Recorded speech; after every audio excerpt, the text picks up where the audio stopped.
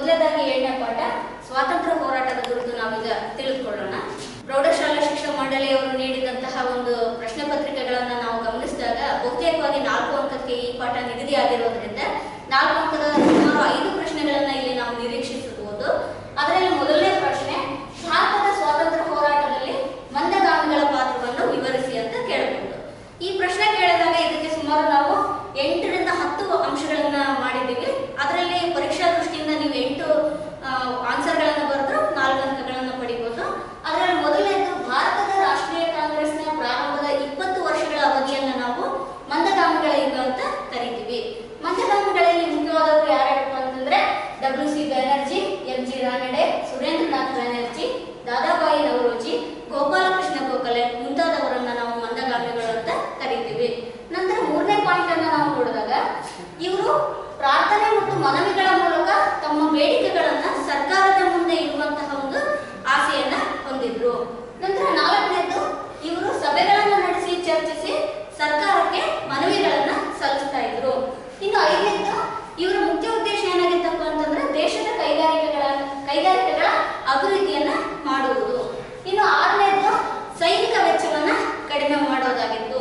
7ನೇದು, ಭಾರತೀಯರಿಗೆ ಉತ್ತಮ ಶಿಕ್ಷಣವನ್ನ ಕೊಡುವುದು. 8ನೇದು, ಭಾರತದ ಬಗ್ಗೆ ಅಧ್ಯಯನ ಮತ್ತು ಪರಿಹಾರ ಕಾರ್ಯಕ್ರಮಗಳನ್ನ ಕೈಗೊಳ್ಳಬೇಕು ಅಂತ ಇವರು ಒತ್ತಾಯಿಸ್ತಾರೆ. ಆನಂತರ ಬ್ರಿಟಿಷರ ಆಳ್ವಿಕೆಯಿಂದ ಏನು ದುಷ್ಪರಿಣಾಮಗಳಾಗಿರ್ವಲ್ಲ ಆ ದುಷ್ಪರಿಣಾಮಗಳನ್ನು ಅವಲೋಕಿಸುವ ಪ್ರಯತ್ನವನ್ನು ಕೂಡ ಇವರು ಮಾಡ್ತಾರೆ.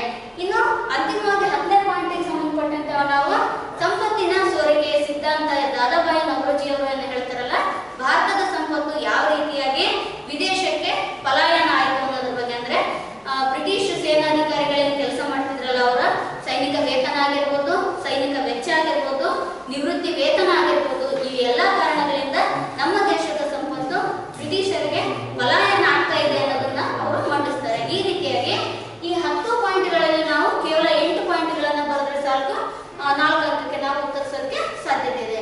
ನಂತರದ ಪ್ರಶ್ನೆ, ಭಾರತದ ಸ್ವಾತಂತ್ರ್ಯ ಚಳವಳಿಯಲ್ಲಿ ತೀವ್ರವಾದಿಗಳ ಪಾತ್ರ ಅಂತ. ಈ ಪಾಠದಲ್ಲಿ ನಾವು ಮುಖ್ಯವಾಗಿ ಕೆಲವು ಹಂತಗಳನ್ನ ಕಾಣ್ತೀವಿ. ಮೊದಲನೇದಾಗಿ ಮಂದಗಾಮಿಗಳು, ನಂತರ ತೀವ್ರವಾದಿಗಳು, ನಂತರ ಕ್ರಾಂತಿಕಾರಿಗಳು ಅಂತ ಬರ್ತಾರೆ.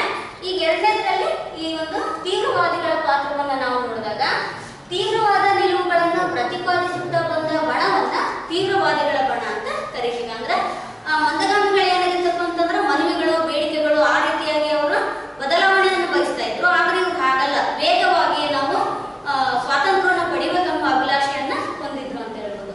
ಇನ್ನು ಇವರಲ್ಲಿ ಮುಖ್ಯವಾದವರು ಅಂದ್ರೆ ಅರವಿಂದ ಘೋಷ್, ಬಿಪಿನ್ ಚಂದ್ರಪಾಲ್, ಲಾಲಾ ಲಜಪತ್ ರಾಯ್, ಬಾಲ ಗಂಗಾಧರ ತಿಲಕ್ ಇವರು ಪ್ರಮುಖ ತೀವ್ರಗಾಮಿಗಳು ಅಂತ ಹೇಳ್ಬೋದು. ಇನ್ನು ಇವರು ಸ್ವದೇಶಿ ಆಂದೋಲನಕ್ಕೆ ಕರೆ ನೀಡಿದ್ರು. ಆನಂತರ ಸ್ವದೇಶಿ ವಸ್ತುಗಳನ್ನ ಬಳಸುವಂತೆ ಅವರು ಭಾರತೀಯರನ್ನ ಪ್ರೇರೇಪಿಸಿದ್ರು. ಅಂದ್ರೆ ವಿದೇಶಿ ವಸ್ತುಗಳ ಬಳಕೆಯಿಂದ ಏನಾಗಿತ್ತಪ್ಪ ಅಂದ್ರೆ ನಮ್ಮ ದೇಶದ ಸಂಪತ್ತು ವಿದೇಶಗಳಿಗೆ ಪಲಾಯನ ಆಗ್ತಾ ಇತ್ತಲ್ಲ, ಅದಕ್ಕೋಸ್ಕರ ಸ್ವದೇಶಿ ವಸ್ತುಗಳನ್ನ ಸ್ವೀಕಾರ ಮಾಡ್ರಿ ಅಂತಂದ ಹೇಳ್ತಾರೆ. ಇನ್ನು ಬಾಲ ಗಂಗಾಧರ ತಿಲಕ್ ಅವರು ಸ್ವರಾಜ್ಯನನ್ನ ಜನ್ಮಸಿದ್ಧ ಹಕ್ಕು, ಅದನ್ನು ನಾನು ಪಡೆದೇ ತೀರುತ್ತೇನೆ ಅನ್ನುವ ಘೋಷಣೆಯನ್ನ ಮಾಡೋದ್ರ ಮೂಲಕ ಸ್ವಾತಂತ್ರ್ಯ ಹೋರಾಟಕ್ಕೆ ಒಂದು ಪ್ರೇರಣೆಯನ್ನ ನೀಡ್ತಾರೆ ಅಂತ ಹೇಳ್ಬೋದು. ಅದೇ ರೀತಿಯಾಗಿ ಈ ಉತ್ಸವಗಳು, ಗಣೇಶ ಉತ್ಸವ ಆಗಿರ್ಬೋದು, ಶಿವಾಜಿ ಜಯಂತಿ, ದುರ್ಗಾದೇವಿ ಉತ್ಸವಗಳ ಮೂಲಕ ಕೂಡ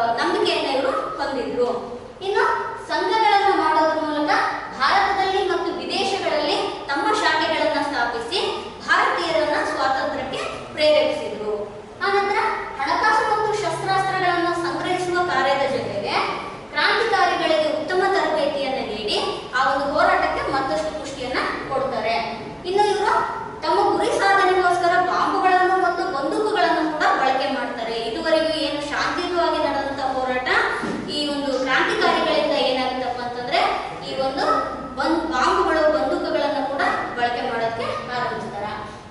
ಇನ್ನ ಕ್ರಾಂತಿಕಾರಿಗಳನ್ನ ಕೊಲೆ ಆರೋಪದ ಮೇಲೆ ಏನ್ ಮಾಡ್ತಾರಪ್ಪ ಅಂದ್ರೆ ಬ್ರಿಟಿಷರು ಬಂಧಿಸಿ ಜೀವಾವಧಿ ಶಿಕ್ಷೆಯನ್ನ ಕೂಡ ವಿಧಿಸ್ತಾರ. ಅದರ ಜೊತೆಗೆ ಅವರನ್ನ ಕೆಲವು ರಾಷ್ಟ್ರ ನಾಯಕರನ್ನ ಗಲ್ಲಿಗೂ ಕೂಡ ಏರಿಸ್ತಾರೆ. ಭಗತ್ ಸಿಂಗನ್ನ ನಾವಿಲ್ಲಿ ಸ್ಮರಿಸಬಹುದು. ಅದೇ ರೀತಿ ರಾಷ್ಟ್ರೀಯ ಆಂದೋಲನಕ್ಕೆ ಅವರು ಸ್ಫೂರ್ತಿಯ ಚಿಲುಮೆಯಾಗಿದ್ರು. ಅಂದ್ರೆ ಭಾರತ ಸ್ವಾತಂತ್ರ್ಯ ಪಡಿಬೇಕಾದ್ರೆ ಕೇವಲ ಮಂದಗಾಮಿಗಳಾಯ್ತು, ತೀವ್ರಗಾಮಿಗಳಾಯ್ತು ಅಷ್ಟೇ ಪ್ರಮುಖ ಪಾತ್ರ ಅಲ್ಲ, ಕ್ರಾಂತಿಕಾರಿಗಳು ಕೂಡ ತಮ್ಮದೇ ಆದ ಕೊಡುಗೆಗಳನ್ನು ಕೊಟ್ಟದ್ರ ಪರಿಣಾಮವಾಗಿ ನಮ್ಮ ಭಾರತ ಸ್ವಾತಂತ್ರ್ಯ ಹೊಂದಿತ್ತು ಅನ್ನೋದು ನಾವು ಸ್ಮರಿಸಬೇಕಾಗುತ್ತೆ. ಇನ್ನು ನಂತರದ ಪ್ರಶ್ನೆ, ಭಾರತದ ಸ್ವಾತಂತ್ರ್ಯ ಹೋರಾಟದಲ್ಲಿ ತಿಲಕರ ಪಾತ್ರ ವಿವರಿಸಿ ಅಂತ. ಈಗಾಗಲೇ ನಾವು ತೀವ್ರಗಾಮಿಗಳ ಬಗ್ಗೆ ಗಮನಿಸಿದಾಗ ತಿಲಕರ ಬಗ್ಗೆ ಓದಿದ್ವಿ. ಅದೇ ಪ್ರಶ್ನೆಯನ್ನ ಮತ್ತೆ ಅಲ್ಲಿ ಎರಡಕ್ಕೂ ಅಪ್ಲೈ ಮಾಡಬಹುದು. ತೀವ್ರಗಾಮಿಗಳ ಪಾತ್ರ ಅಂದಾಗ ಕೂಡ ತಿಲಕರ ಕೆಲವು ಅಂಶಗಳನ್ನು ಅಲ್ಲಿ ಬರೀಬಹುದು. ಪ್ರತ್ಯೇಕವಾಗಿ ತಿಲಕರ ಬಗ್ಗೆ ಕೇಳಿದಾಗ ಈ ಎಲ್ಲ ಅಂಶಗಳನ್ನು ನಾವು ಗಮನದಲ್ಲಿ ಇಟ್ಕೋಬೇಕು. ಮೊದಲನೇದು ಸ್ವರಾಜ್ಯನ ಜನ್ಮಸಿದ್ಧ ಹಕ್ಕು, ಅದನ್ನು ನಾನು ಪಡೆದೇ ತೀರುತ್ತೇನೆ ಅಂತಂದು ಬಾಲ ಗಂಗಾಧರ ತಿಲಕ್ ಅವರು ಘೋಷಿಸಿದ್ದಾರೆ. ಆನಂತರ ಪೂರ್ಣ ಸ್ವರಾಜ್ಯ ಪಡಿಬೇಕನ್ನೋದು ಇವ್ರದ್ದು ಗುರಿಯಾಗಿತ್ತು. ಧಾರ್ಮಿಕ ಆಚರಣೆಗಳ ಮೂಲಕ ಜನರನ್ನ ಸಂಘಟಿಸಿದ್ರು. ನಾವು ಈಗಾಗಲೇ ತೀವ್ರಗಾಮಿಗಳ ಬಗ್ಗೆ ನೋಡಿದಾಗ ಏನ್ ಗಮನಿಸಿದ್ವಲ್ಲ, ಗಣೇಶ ಉತ್ಸವ ಆಗಿರ್ಬೋದು, ಶಿವಾಜಿ ಉತ್ಸವ ಆಗಿರ್ಬೋದು, ಅಥವಾ ದುರ್ಗಾ ದೇವಿಯ ಉತ್ಸವಗಳನ್ನ ಮಾಡೋದ್ರ ಮೂಲಕ ಜನರನ್ನ ಏನ್ ಮಾಡ್ತಾರೆ, ಅವರು ಸಂಘಟಿಸಿ ಹೋರಾಟಕ್ಕೆ ಪ್ರೇರಣೆ ಕೊಡ್ತಾರೆ. ಆನಂತರ ಮರಾಠಿ ಭಾಷೆಯಲ್ಲಿ ಕೇಸರಿ ಮತ್ತು ಇಂಗ್ಲಿಷ್ ಭಾಷೆಯಲ್ಲಿ ಮರಾಠ ಅನ್ನುವಂಥ ಅಮೂಲ್ಯ ಪತ್ರಿಕೆಗಳನ್ನ ಪ್ರಾರಂಭ ಮಾಡೋದ್ರ ಮೂಲಕ ಭಾರತೀಯರನ್ನ ಏನ್ ಮಾಡ್ತಾರೆ, ಸ್ವಾತಂತ್ರ್ಯಕ್ಕೆ ಅಣಿಗೊಳಿಸ್ತಾರೆ. ಇನ್ನು ಪತ್ರಿಕೆಗಳ ಮೂಲಕ ಜನಸಾಮಾನ್ಯರನ್ನು ರಾಷ್ಟ್ರೀಯ ಹೋರಾಟಕ್ಕೆ ಇವರು ಪ್ರೇರೇಪಣೆ ನೀಡಿದ್ರು. ಇನ್ನು ಇವರ ಕ್ರಾಂತಿಕಾರಕ ಬರವಣಿಗೆಗಳಿಂದಾಗಿ ಬ್ರಿಟಿಷ್ ಸರ್ಕಾರ ಏನ್ ಮಾಡ್ತು, ಇವರನ್ನ ಬಂಧಿಸುತ್ತೆ. ಯಾಕಂದ್ರೆ ಅವ್ರಿಗೆ ಅವಾಗ ಅರಿವಾಯ್ತು ಬ್ರಿಟಿಷರಿಗೆ ಇದೇ ರೀತಿ ಏನಾದ್ರು ತಿಲಕ್ ಅವರು ಮುಂದುವರಿತಾ ಹೋದ್ರೆ ಇಂದೆಲ್ಲ ನಮ್ಗೆ ಯಾವ ರೀತಿ ಭಗತ್ ಸಿಂಗ್ ಸಮಸ್ಯೆ ಆಗಿದ್ರಲ್ಲ, ತಿಲಕರು ಹಂಗೆ ಸಮಸ್ಯೆ ಆಗ್ತಾರೆ ಅಂತಂದ ಅವರನ್ನ ಬಂಧಿಸ್ತಾರೆ. ಆದ್ರೆ ತಿಲಕ್ ಅವರು ಯಾವ ರೀತಿ ಇದ್ರ ವ್ಯಕ್ತಿಯಪ್ಪ ಅಂದ್ರೆ ಜೈಲಿನಲ್ಲಿ ಇದ್ರು ಸುಮ್ಮನೆ ಕೂಡಲಿಲ್ಲ. ಅವರು ಗೀತಾ ರಹಸ್ಯ ಅನ್ನುವಂಥ ಗ್ರಂಥವನ್ನ ಬರೆದು ಅಲ್ಲಿಂದನೇ ಭಾರತೀಯರಿಗೆ ಪ್ರೇರಣೆಯನ್ನ ನೀಡಿದ್ರು ಅಂತ ಹೇಳ್ಬೋದು. ಇನ್ನು ನಂತರದಲ್ಲಿ ಬಹುಶಃ ಈ ಪ್ರಶ್ನೆ ಕೇಳೋ ಸಾಧ್ಯತೆ ಕಡಿಮೆ, ಆದ್ರೂ ಕೂಡ ನಾವು ಅದನ್ನು ಕೂಡ 3 ಅಂಕಕ್ಕೆ ಏನಾದ್ರು ಕೇಳಿದ್ರೆ ಪ್ರಿಪೇರ್ ಆಗಿದ್ರೆ ಒಳ್ಳೆಯದು. ಪ್ರಶ್ನೆ ಏನಪ್ಪ ಅಂದ್ರೆ ಬ್ರಿಟಿಷರ ರೌಲಟ್ ಕಾಯ್ದೆ ಭಾರತದಲ್ಲಿ ಸ್ವಾತಂತ್ರ್ಯ ಹೋರಾಟವನ್ನು ತೀವ್ರಗೊಳಿಸಿದ್ದು ಸ್ಪಷ್ಟೀಕರಿಸಿ. ಅಂದ್ರೆ ರೌಲಟ್ ಕಾಯ್ದೆ ಬಗ್ಗೆ ಏನಾದ್ರು ಬೈ ಚಾನ್ಸ್ ಕ್ವಶನ್ಸ್ ಕೇಳಿದ್ರೆ 3 ಅಂಕಕ್ಕೆ ಇದನ್ನು ಬರೀಬಹುದು. ಮೊದಲನೇದು, ಬ್ರಿಟಿಷ್ ಸರ್ಕಾರ 1919 ಮಾರ್ಚ್ ನಲ್ಲಿ ಈ ರೌಲಟ್ ಕಾಯ್ದೆಯನ್ನ ಜಾರಿಗೆ ತರುತ್ತೆ. ಇದರ ಮೂಲಕ ಬ್ರಿಟಿಷರು ಭಾರತದ ರಾಷ್ಟ್ರೀಯವಾದಿಗಳನ್ನ ನಿಯಂತ್ರಿಸಲು ಪ್ರಾರಂಭಿಸಿದ್ರು. ಅಂದ್ರೆ ಅವರನ್ನು ಕಂಟ್ರೋಲಿಂಗ್ ತಗೊಳ್ಳೋದಕ್ಕೆ ಪ್ರಾರಂಭ ಮಾಡ್ತಾರೆ ರೌಲಟ್ ಕಾಯ್ದೆಯಿಂದಾಗಿ. ಯಾವ ರೀತಿ ಅಂದ್ರೆ ಈ ಕಾಯ್ದೆ ಅಡಿಯಲ್ಲಿ ಯಾವುದೇ ವ್ಯಕ್ತಿಯನ್ನ ವಿಚಾರಣೆ ಇಲ್ಲದೆ ಬಂಧಿಸಿ ನೇರವಾಗಿ ಅವನನ್ನ ಅಪರಾಧಿ ಅಂತಂದು ಘೋಷಣೆ ಮಾಡಿ ಶಿಕ್ಷೆಯನ್ನ ವಿಧಿಸಬೇಕಾಗಿತ್ತು. ಇನ್ನು ಭಾರತೀಯ ಸ್ವಾತಂತ್ರ್ಯ ಹೋರಾಟಗಾರರು ಸೇರುವುದನ್ನ, ಸಂಘಟನೆ ಮಾಡುವುದನ್ನ ಮತ್ತು ಮುಕ್ತವಾಗಿ ಅಭಿವ್ಯಕ್ತಿಸುವಂತಹ ಒಂದು ಸ್ವಾತಂತ್ರ್ಯವನ್ನ ಇದು ಕಿತ್ಕೊಳ್ಳುತ್ತೆ ಅಂತ ಹೇಳ್ಬೋದು. ಇನ್ನು ಗಾಂಧಿಯವರು ಈ ಒಂದು ರೌಲಟ್ ಕಾಯ್ದೆಯನ್ನ ಪ್ರತಿಭಟಿಸೋದಕ್ಕೋಸ್ಕರನೇ ಏನ್ ಮಾಡ್ತಾರಪ್ಪ ಅಂದ್ರೆ ಸತ್ಯಾಗ್ರಹ ಅನ್ನುವಂಥ ಒಂದು ಅಮೂಲ್ಯವಾದ ಅಸ್ತ್ರವನ್ನ ಪ್ರಯೋಗ ಮಾಡಿದ್ರಂತ ಇಲ್ಲಿ ಸ್ಮರಿಸಬಹುದು. ಅದೇ ರೀತಿಯಾಗಿ ಬೃಹತ್ ಸಭೆ, ಮೆರವಣಿಗೆ, ಬಹಿಷ್ಕಾರ ಮುಂತಾದ ವೈವಿಧ್ಯಮಯ ರಾಜಕೀಯ ಕಾರ್ಯವಿಧಾನಗಳನ್ನ ಇದರ ಮೂಲಕ ಇವರು ಕೈಗೊಳ್ಳೋದ್ರ ಮೂಲಕ ರೌಲಟ್ ಕಾಯ್ದೆ ಏನಿತ್ತಪ್ಪ ಅಂತಂದ್ರೆ ಆ ರೌಲಟ್ ಕಾಯ್ದೆಯನ್ನ ವಿರೋಧಿಸಿ ಇಷ್ಟೆಲ್ಲ ಕಾರ್ಯಕ್ರಮಗಳನ್ನ ಭಾರತದಲ್ಲಿ ನಾವು ನೋಡಬಹುದು ಅಂತ ಹೇಳ್ಬೋದು. ಇದು ಒಟ್ಟಾರೆ 5 ಪ್ರಶ್ನೆಗಳು 7ನೇ ಪಾಠಕ್ಕೆ ಸಂಬಂಧಿಸಿದಂತೆ ನಾವು 4 ಅಂಕಕ್ಕೆ ನಿರೀಕ್ಷಿಸಬಹುದು. ಇನ್ನು ನಂತರ 8ನೇ ಪಾಠ ಗಾಂಧಿಯುಗ ಮತ್ತು ರಾಷ್ಟ್ರೀಯ ಹೋರಾಟ ಅಂತ. ಇದು ನಮಗೆಲ್ಲ ಗೊತ್ತಿರೋ ಹಾಗೆ ಬಹಳ ವಿಶಾಲವಾದ ಪಾಠವಾದ್ದರಿಂದ ಸಾಮಾನ್ಯವಾಗಿ ನಮ್ಮ ನಿರೀಕ್ಷೆ ಏನಪ್ಪಾ ಅಂದ್ರೆ ಮ್ಯಾಕ್ಸಿಮಮ್ 4 ಅಂಕದ ಮಾರ್ಕ್ಸ್ ಇದರಿಂದ ಒಂದು ಕಟ್ಟಿಟ್ಟ ಬುದ್ಧಿ ಅಂತ ಹೇಳ್ಬೋದು. ಹಾಗಾಗಿ ಇದರಲ್ಲಿ ಯಾವೆಲ್ಲ ಪ್ರಶ್ನೆಗಳನ್ನ 4 ಅಂಕಗಳಿಗೆ ಕೇಳಬಹುದು ಅನ್ನೋದನ್ನ ನಾವು ನೋಡ್ತಾ ಹೋಗೋಣ. ಮೊದಲನೇದು, ಭಾರತದ ಸ್ವಾತಂತ್ರ್ಯ ಹೋರಾಟದಲ್ಲಿ ಮಹಾತ್ಮ ಗಾಂಧೀಜಿಯ ಕೊಡುಗೆಗಳನ್ನು ತಿಳಿಸಿ ಅಂತ. ನಮ್ಗೆಲ್ಲ ಈಗ ಆಲ್ಮೋಸ್ಟ್ ಏನಪ್ಪಾ ಅಂದ್ರೆ ಪಾಠಗಳಲ್ಲಿ ಮುಗಿದಿರೋದ್ರಿಂದ ಗಾಂಧೀಜಿ ಕುರಿತಾಗಿ ಎಲ್ಲಾ ವಿಷಯಗಳನ್ನ ನೀವು ಮಕ್ಕಳು ನೀವೆಲ್ಲ ತಿಳ್ಕೊಂಡಿರ್ತೀರಿ. ಆದ್ರೂ ಕೂಡ ಅದಕ್ಕೆ ಸಂಬಂಧಪಟ್ಟಂತೆ ಕೆಲವು ಅಂಶಗಳನ್ನ ನಾವು ಇಲ್ಲಿ ನೋಡ್ತಾ ಹೋಗೋಣ. ಮುಖ್ಯವಾಗಿ 8 ಪ್ರಮುಖ ಅಂಶಗಳನ್ನ ನಾವು ಇಲ್ಲಿ ಗುರುತಿಸಿದ್ವಿ. ಮೊದಲನೇದು ಏನಪ್ಪಾ ಅಂದ್ರೆ ಮಹಾತ್ಮ ಗಾಂಧೀಜಿಯವರ ಭಾರತದ ಸ್ವಾತಂತ್ರ್ಯ ಹೋರಾಟದಲ್ಲಿ ಮಹಾತ್ಮ ಗಾಂಧೀಜಿಯವರ ಪಾತ್ರ ಬಹಳಷ್ಟು ಮುಖ್ಯವಾದದ್ದು ಅಂತ ಹೇಳ್ಬೋದು. ಯಾಕೆ ಮುಖ್ಯವಾದದಪ್ಪ ಅಂತಂದ್ರೆ ಅವರು ಮೊದಲು ಏನ್ ಮಾಡಿರ್ತಾರೆ, ಚಂಪಾರಣ್ಯ ರೈತರ ಹೋರಾಟದಲ್ಲಿ ಭಾಗವಹಿಸಿ ಅವರಿಗೂ ನ್ಯಾಯ ದಕ್ಕಿಸಿಕೊಟ್ಟಿರ್ತಾರೆ. ಅದೇ ರೀತಿಯಾಗಿ ಅಹಮದಾಬಾದಿನ ಹತ್ತಿ ಗಿರಣಿ ಕಾರ್ಮಿಕರ ಪರವಾಗಿ ಕೂಡ ಹೋರಾಟ ಮಾಡಿರ್ತಾರೆ. ಈ ರೀತಿಯಾಗಿ ಹೋರಾಟವನ್ನು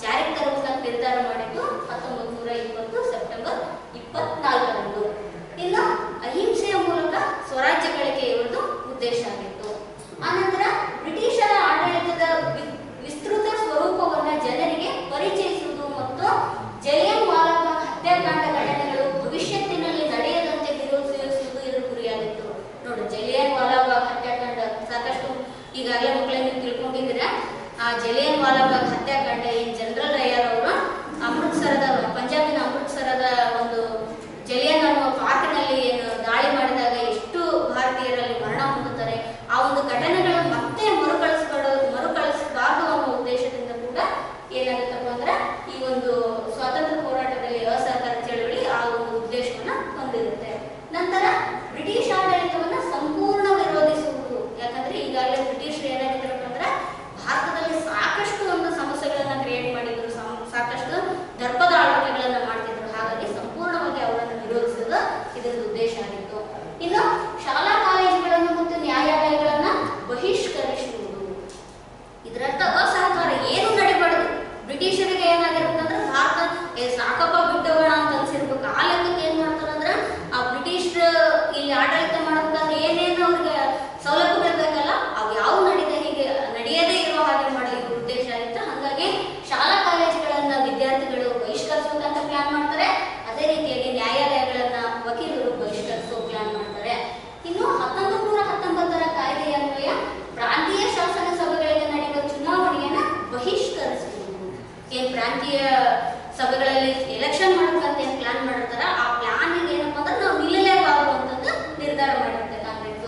ಆನಂತರ ಬ್ರಿಟಿಷರು ನೀಡಿರುವ ಗೌರವ ಪದವಿಗಳನ್ನು ಮತ್ತು ಸ್ಥಾನಗಳನ್ನ ವಾಪಸ್ ಮಾಡೋದು ಮೊದಲೇ ನಿರ್ಧಾರ ಮಾಡಿಬಿಡ್ತಾರ. ಇವೆಲ್ಲ ಪ್ಲಾನ್, ಗುರಿ ಮತ್ತು ಉದ್ದೇಶಗಳು. ಏನು ಬ್ರಿಟಿಷರೇ ನಮ್ಗೆ ಕೊಟ್ಟಿರಲ್ಲ ಬಿರುದು ಬಾವಲಿಗಳು ಅಂತ ಏನ್ ಹೇಳ್ತೀವಲ್ಲ ಅವು ಯಾವ ಬೇಡ ನಮ್ಗೆ ವಾಪಸ್ ಕೊಡೋಣ ಅಂತ ಪ್ಲಾನ್ ಮಾಡ್ತಾರೆ. ನಂತರ ಸ್ಥಳೀಯ ಸಭೆಗಳಿಗೆ ನಾಮನಿರ್ದೇಶನಗೊಂಡ ಸದಸ್ಯರು ರಾಜೀನಾಮೆ ನೀಡುವುದು. ಅಂದ್ರೆ ಈಗಾಗಲೇ ಎಲೆಕ್ಟೆಡ್ ಮೆಂಬರ್ಸ್ ಏನಿದ್ರಲ್ಲ ಅವರು ಬ್ರಿಟಿಷರ ಸವಾಸನ ಬೇಡ ಅಂತ ಹೇಳಿ ರಾಜೀನಾಮೆ ನೀಡುವಂತ ಪ್ರಸ್ತಾಪ ಇರುತ್ತೆ.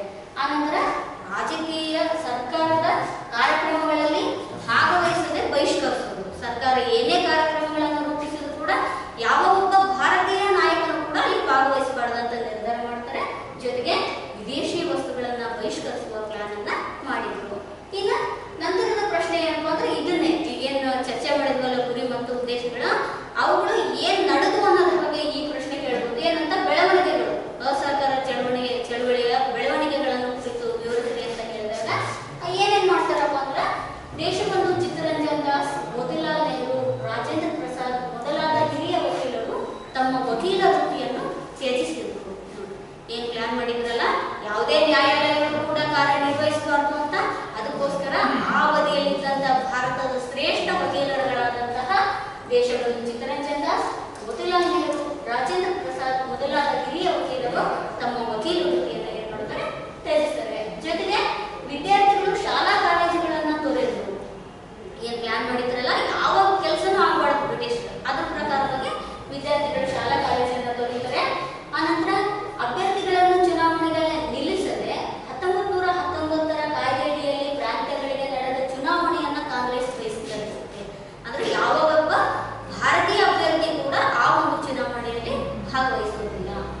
ಆನಂತರ ಕಾಶಿ ವಿದ್ಯಾಪೀಠ, ಗುಜರಾತ್ ವಿದ್ಯಾಪೀಠ, ಬಿಹಾರ ವಿದ್ಯಾಪೀಠ, ಜಾಮಿಯಾ ಮಿಲಿಯಾ ಇಸ್ಲಾಮಿಯಾ ಮೊದಲಾದ ರಾಷ್ಟ್ರೀಯ ವಿದ್ಯಾಲಯಗಳನ್ನ ಸ್ಥಾಪಿಸಿದರು. ಅಂದ್ರೆ ಬ್ರಿಟಿಷರ ಶಾಲೆಗಳಿಗೆ ಬದಲಾಗಿ ನಮ್ಮ ದೇಶೀಯ ಶಾಲೆಗಳ ಆರಂಭದ ಅವಶ್ಯಕತೆ ಇತ್ತು. ಹಾಗಾಗಿ ನಮ್ಮ ದೇಶೀಯ ಶಾಲೆಗಳನ್ನ ಆರಂಭ ಮಾಡ್ತಾರೆ. ಆನಂತರ ರವೀಂದ್ರನಾಥ್ ಟ್ಯಾಗೋರ್ ಅವರು ತಮಗೆ ನೀಡಿರ್ತಲ್ಲ ಬ್ರಿಟಿಷ್ ಸರ್ಕಾರ ನೈಟ್ಹುಡ್ ಪದವಿಯನ್ನ ಆ ಬ್ರಿಟಿಷ್ ಸರ್ಕಾರಕ್ಕೆ ವಾಪಸ್ ಮರಳಿಸ್ತಾರೆ. ಆನಂತರ ಮಹಿಳೆಯರು, ಜನಸಾಮಾನ್ಯರು ಕಾಂಗ್ರೆಸ್ ಹೋರಾಟಕ್ಕೆ ದೇಣಿಗೆಯನ್ನು ನೀಡಿದ್ರು. ಯಾಕಂದ್ರೆ ಒಂದು ಹೋರಾಟ ಅಂದಾಗಲ್ಲಿ ಆರ್ಥಿಕ ಸಹಾಯದ ಅವಶ್ಯಕತೆಯನ್ನು ಇರುತ್ತೆ.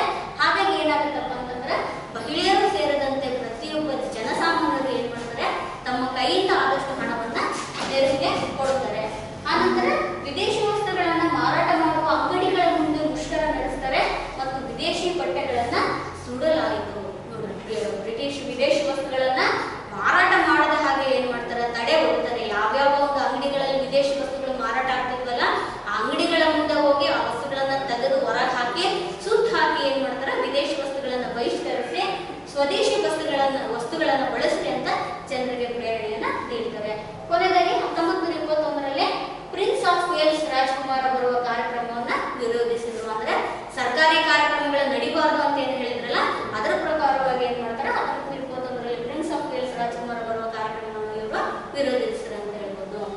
ಇನ್ನು ಮುಂದೆ ಈ ಒಂದು ಪಾಠದಲ್ಲಿ ನಿರೀಕ್ಷಿಸಬಹುದಾದ ಪ್ರಶ್ನೆ ಯಾವಪ್ಪ ಅಂತಂದ್ರೆ ಸವಿನಯ ಕಾನೂನು ಭಂಗ ಚಳುವಳಿ ಅಂತ ಹೇಳ್ಬೋದು. ಈ ಸವಿನಯ ಕಾನೂನು ಭಂಗ ಚಳುವಳಿಯನ್ನು ವಿವರಿಸಿದೆ ಅಂದಾಗ ಇದಕ್ಕೆ ಸುಮಾರು ನಾವು 8 ಪಾಯಿಂಟ್ಗಳನ್ನ ನಾವು ಇಲ್ಲಿ ನೋಡಬಹುದು. ಅದರಲ್ಲಿ ಮೊದಲದ್ದು 19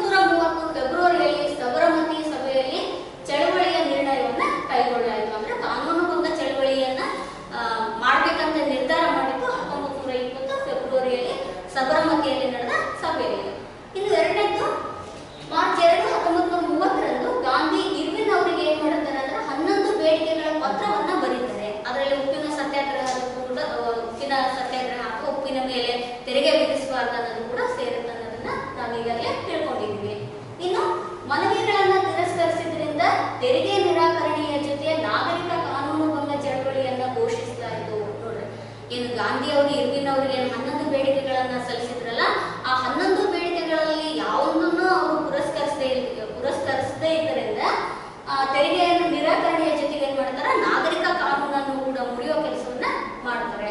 ಇನ್ನು 1930 ಮಾರ್ಚ್ 12ರಿಂದ ಏಪ್ರಿಲ್ 6ರವರೆಗೆ ಸುಮಾರು 375 ಕಿಲೋಮೀಟರ್ ಪಾದಯಾತ್ರೆಯನ್ನ ಮಾಡೋದ್ರ ಮೂಲಕ ಉಪ್ಪಿನ ಕಾನೂನನ್ನ ಮಹಾತ್ಮ ಗಾಂಧೀಜಿಯವರು ಮುರಿತಾರೆ ಅಂತ ಹೇಳ್ಬೋದು. ಈ ಒಂದು ಉಪ್ಪಿನ ಕಾನೂನಿನಲ್ಲಿ ಸುಮಾರು ಸಾವಿರಾರು ಜನ ಏನ್ ಮಾಡ್ತಾರೆ, ಭಾಗವಹಿಸಿರ್ತಾರೆ. ಆ ಬ್ರಿಟಿಷರ ಒಂದು ದರ್ಪದ ಒಂದು ಕ್ರೂರತೆಯನ್ನು ಕೂಡ ನಾವಲ್ಲಿ ನೋಡಬಹುದು.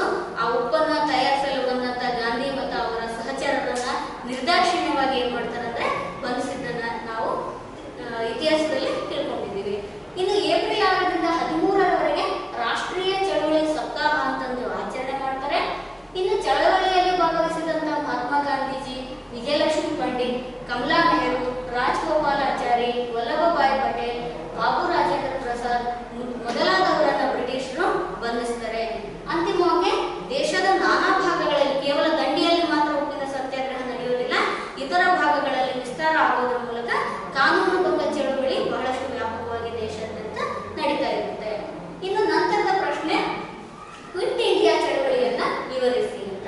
ಕ್ವಿಟ್ ಇಂಡಿಯಾ ಚಳವಳಿ ಅಂದ್ರೆ ನಾವು ಈಗಾಗಲೇ ಹೇಳಿದ ಹಾಗೆ ಬ್ರಿಟಿಷರೇ ಭಾರತ ಬಿಟ್ಟು ತೊಲಗಿ ಎಂಬಂತ ಒಂದು ಚಳವಳಿಯನ್ನ ಗಾಂಧೀಜಿಯವರು ಕರೆ ನೀಡ್ತಾರೆ. ಇದು 1942ರಲ್ಲಿ ಕ್ರಿಪ್ಸ್ ಆಯೋಗ ನೀಡಿದ ಸಲಹೆಗಳನ್ನು ಕಾಂಗ್ರೆಸ್ ತಿರಸ್ಕರಿಸಿ ಈ ಚಳವಳಿಗೆ ಕರೆ ನೀಡುತ್ತೆ. ಅಂದ್ರೆ 1942ರಲ್ಲಿ ಕ್ರಿಪ್ಸ್ ಒಂದು ಆಯೋಗ ಬಂದಿರುತ್ತೆ. ಅದೇನು ಕೆಲವು ಸಲಹೆಗಳನ್ನು ನೀಡಿರ್ತದಲ್ಲ, ಆ ಸಲಹೆಗಳು ಭಾರತಕ್ಕೆ ಮಾರ್ಕ್ ಆಗುವುದರಿಂದ ಅದು ಯಾವುದನ್ನು ಸ್ವೀಕರಿಸದೆ ಚಳವಳಿಗೆ ಕರೆ ನೀಡ್ತಾರ. ಬ್ರಿಟಿಷರೇ ಭಾರತ ಬಿಟ್ಟು ತೊಲಗಿ ಎನ್ನುವುದು ಇದರ ಆಶಯವಾಗಿತ್ತು. ಗಾಂಧೀಜಿಯವರು ಏನ್ ಮಾಡ್ತಾರಪ್ಪ ಅಂತಂದ್ರೆ ಮಾಡು ಇಲ್ಲವೇ ಮಡಿ. ಈಗಾಗಲೇ ನಾವು ಗಾಂಧೀಜಿಯವರ ಕುರಿತು ಅಧ್ಯಯನ ಮಾಡಿದಾಗ ಕೂಡ ಈ ಅಂಶವನ್ನು ಗಮನಿಸಿದ್ವಿ. ಡೂ ಆರ್ ಡೈ, ನಾವು ಸ್ವಾತಂತ್ರ್ಯನ ಪಡೀಲೇಬೇಕು, ಇಲ್ಲಾಂದ್ರೆ ಈ ಸ್ವಾತಂತ್ರ್ಯದ ಯುದ್ಧ ಭೂಮಿಯಲ್ಲಿ ಮರಣ ಹೊಂದಬೇಕು ಅನ್ನುವಂತ ಒಂದು ಹೇಳಿಕೆಯನ್ನ ಮಹಾತ್ಮ ಗಾಂಧೀಜಿಯವರು ಕೊಡ್ತಾರೆ. ಆ ಹಿನ್ನೆಲೆಯಲ್ಲಿ ಗಾಂಧೀಜಿ, ನೆಹರು, ರಾಜೇಂದ್ರ ಪ್ರಸಾದ್, ಅಬುಲ್ ಕಲಾಂ ಆಜಾದ್, ಸರ್ದಾರ್ ವಲ್ಲಭಭಾಯಿ ಪಟೇಲ್, ಆಚಾರ್ಯ ಕೃಪಲಾನಿ, ಕಸ್ತೂರಿಬಾ ಗಾಂಧಿ ಮೊದಲಾದ ನಾಯಕರನ್ನ ಬ್ರಿಟಿಷರು ಜೈಲಿನಲ್ಲಿ ಇಡ್ತಾರೆ. ಆದ್ರೆ ಒಂದು ಪಾಸಿಟಿವ್ ಅಂಶ ಏನಪ್ಪಾ ಅಂದ್ರೆ ಅವರೆಲ್ಲರೂ ಜೈಲಿನಲ್ಲಿ ಹೋದಾಗ ಭಾರತಕ್ಕೆ ಏನಪ್ಪಾ ಅಂದ್ರೆ ಹೊಸ ನಾಯಕರ ಉದಯಕ್ಕೆ ಕಾರಣ ಆಗುತ್ತೆ. ಅಂದ್ರೆ ಚಳವಳಿಗೆ ಇದ್ದಂತ ನಾಯಕರ ಸಂಖ್ಯೆ ಮತ್ತಷ್ಟು ದ್ವಿಗುಣ ಆಗುತ್ತೆ ಅಂತ ಹೇಳ್ಬೋದು. ಹಾಗಾಗಿ ಹೊಸ ನಾಯಕರ ಉದಯಕ್ಕೆ ಕಾರಣ ಆಗುತ್ತೆ. ಸಮಾಜವಾದಿಗಳು ದಿ ಫ್ರೀಡಮ್ ಸ್ಟ್ರಗಲ್ ಫ್ರಂಟ್ ಎಂಬ ದಾಖಲೆ ಮೂಲಕ ತಮ್ಮ ಕಾರ್ಯತಂತ್ರವನ್ನು ಅನುಷ್ಠಾನಕ್ಕೆ ತರ್ತಾರೆ. ಆನಂತರ ಅವರು ಸ್ವಾತಂತ್ರ್ಯ ಹೋರಾಟಕ್ಕೆ ಹೊಸ ದಿಕ್ಕನ್ನು ನೀಡ್ತಾರೆ. ಸ್ವಾತಂತ್ರ್ಯದಲ್ಲಿ ಸುಭಾಷ್ ಚಂದ್ರ ಬೋಸ್ ಅವರು ಕೂಡ ಏನ್ ಮಾಡ್ತಾರೆ ಅಂದ್ರೆ ಭಾರತದ ಗಡಿ ಹೊರಗೂ ಕೂಡ ಏನ್ ಮಾಡ್ತಾರೆ, ಪ್ಲಾನ್ ಮಾಡೋದ್ರ ಮೂಲಕ ಈ ಒಂದು ಚಳವಳಿಗೆ ತಮ್ಮ ಒಂದು ಬೆಂಬಲವನ್ನು ನೀಡ್ತಾರೆ ಅಂತಂದು ಹೇಳ್ಬಹುದು. ಇನ್ನು ಇದರಲ್ಲಿ ಸುಮಾರು 11 ಪಾಯಿಂಟ್ಸ್ ಬರ್ತಾವೆ. 9ನೇದು ಏನಪ್ಪ ಅಂದ್ರೆ 1939ರಲ್ಲಿ ಭಾರತ ಸರ್ಕಾರವು ಏಕಮುಖವಾಗಿ 2ನೇ ಮಹಾಯುದ್ಧದಲ್ಲಿ ಭಾರತವನ್ನು ಭಾಗಿ ಮಾಡಿದ ಸಂದರ್ಭದಲ್ಲಿ ಮಂತ್ರಿಮಂಡಲದಲ್ಲಿದ್ದ ಕಾಂಗ್ರೆಸ್ಸಿಗರು ಹೊರಬಂದಾಗ ಮುಸ್ಲಿಂ ಲೀಗ್ ವಿಮುಕ್ತಿ ದಿವಸ್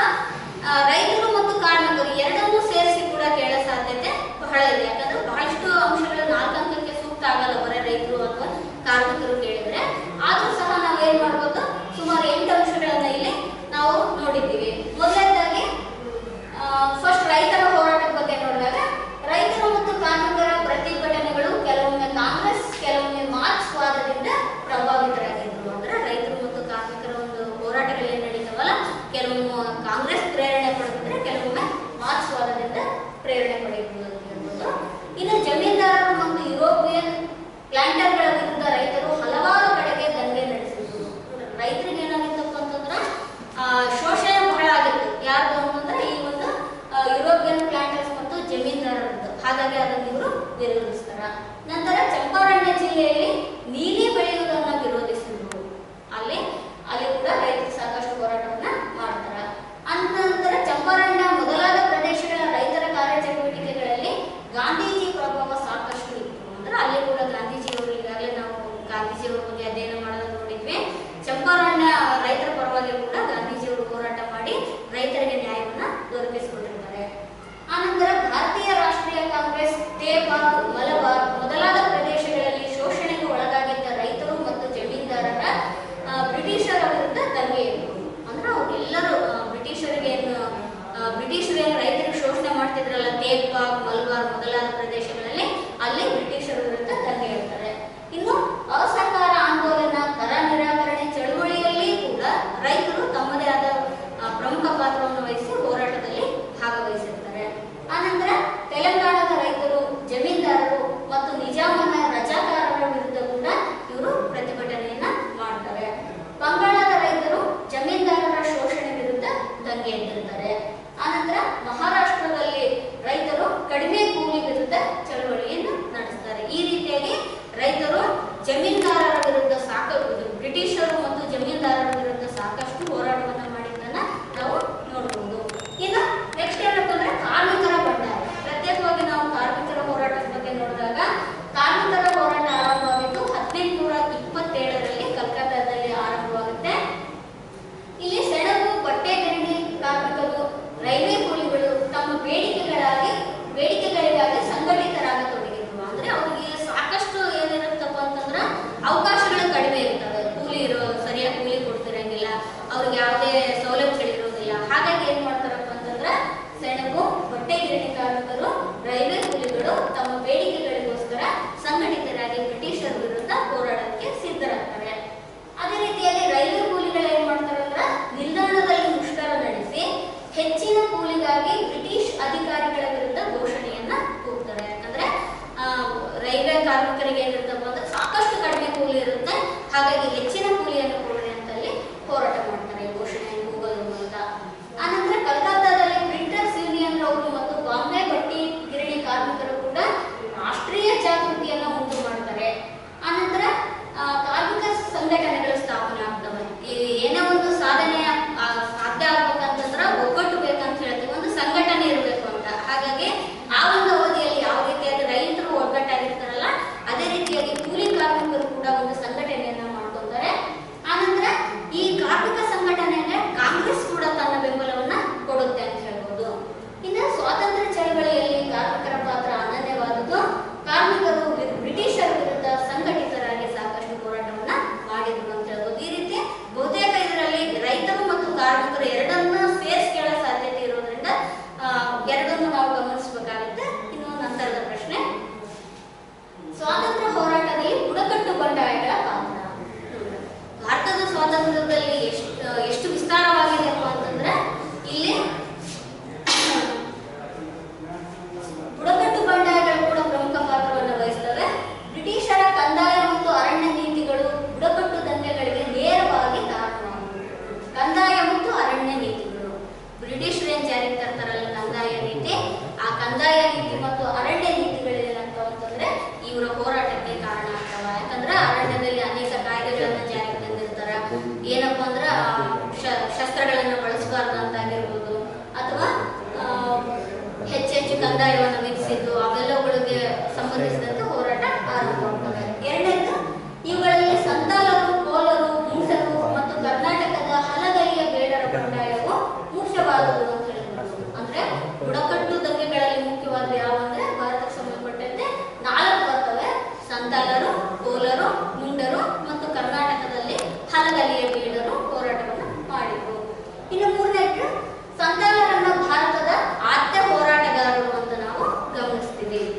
ಇನ್ನು ಇವರು ಬಂಗಾಳ ಮತ್ತು ಒರಿಸ್ಸಾದ ಗುಡ್ಡಗಾಡು ಪ್ರದೇಶದವರಾಗಿದ್ರು. ಸಂತಾಲರು ಎಲ್ಲಿದ್ರಪ್ಪ ಅಂತಂದ್ರೆ ಬಂಗಾಳ ಮತ್ತು ಒರಿಸ್ಸಾದಲ್ಲಿ ಇದ್ರು.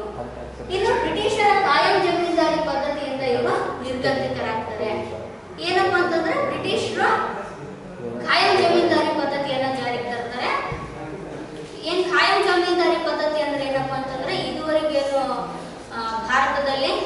ಜಮೀನ್ದಾರರು ತಮ್ಮ ಭೂಮಿಯನ್ನೆಲ್ಲ ವಶಪಡಿಸಿಕೊಂಡು ಕಾರ್ಮಿಕರನ್ನು ಶೋಷಣೆಗೆ ಒಳಪಡಿಸ್ತಾರೆ.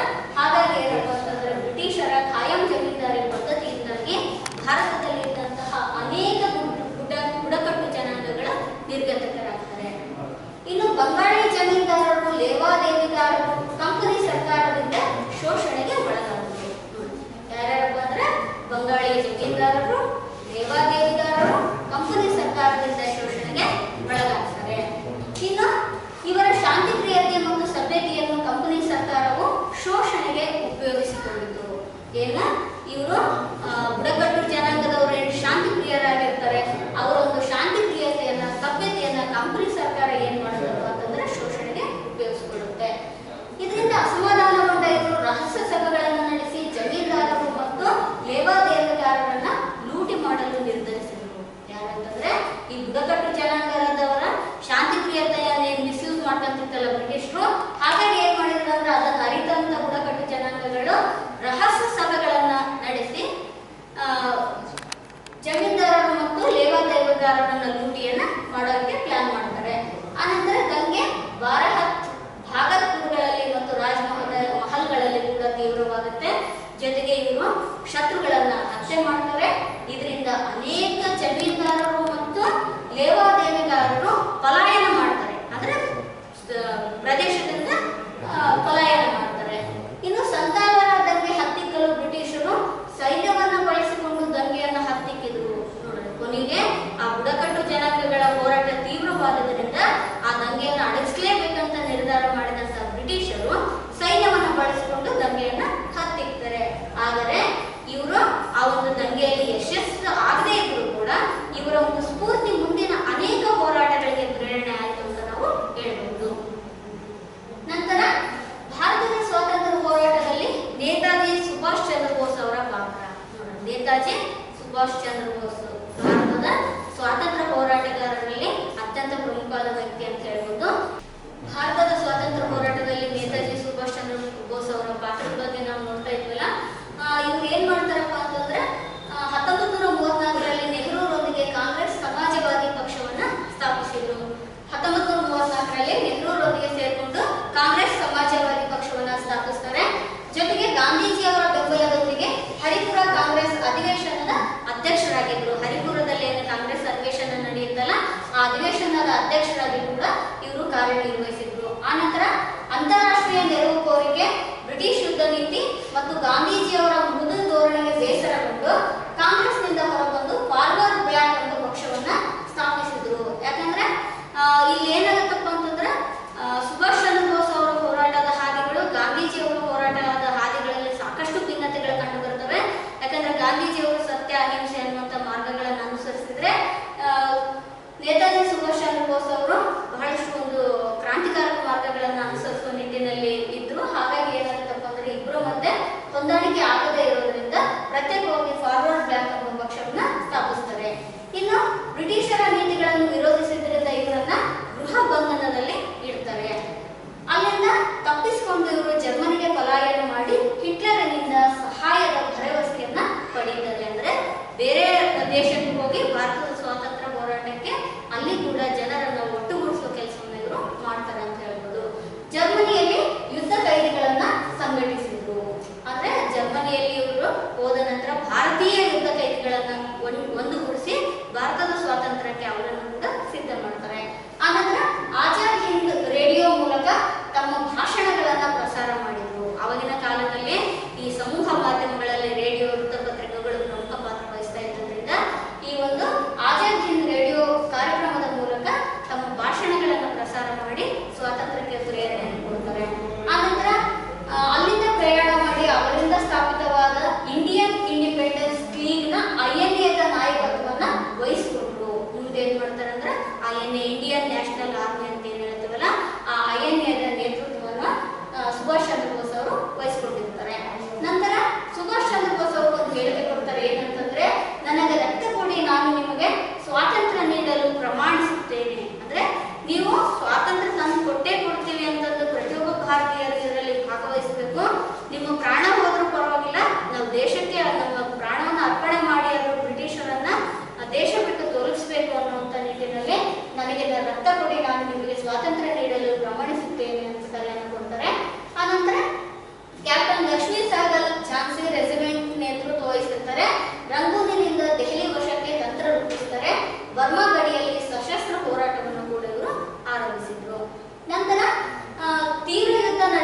ಸಂದರ್ಭದಲ್ಲಿ ಇವರು ಆಕಸ್ಮಿಕ ವಿಮಾನ ಅಪಘಾತದಲ್ಲಿ ನಿಧನರಾಗುವಂತ ನಾವು ನೋಡಬಹುದು. ಆದರೆ ಮುಂದೆ INA ಸೈನಿಕರ ಬಂಧನವನ್ನು ವಿರೋಧಿಸಿ ಕಾಂಗ್ರೆಸ್ ಹೋರಾಟ ಮಾಡೋದ್ರಿಂದ ಬ್ರಿಟಿಷರು ಆ ಒಂದು INA ಸೈನಿಕರನ್ನ ಬಿಡುಗಡೆ ಮಾಡ್ತಾರೆ. ಇದಿಷ್ಟೇನಪ್ಪ ಅಂದ್ರೆ ಸುಭಾಷ್ ಚಂದ್ರ ಬೋಸ್ ಅವರ ಒಂದು ಕೊಡುಗೆಗಳು ಅಂತ ಹೇಳ್ಬೋದು.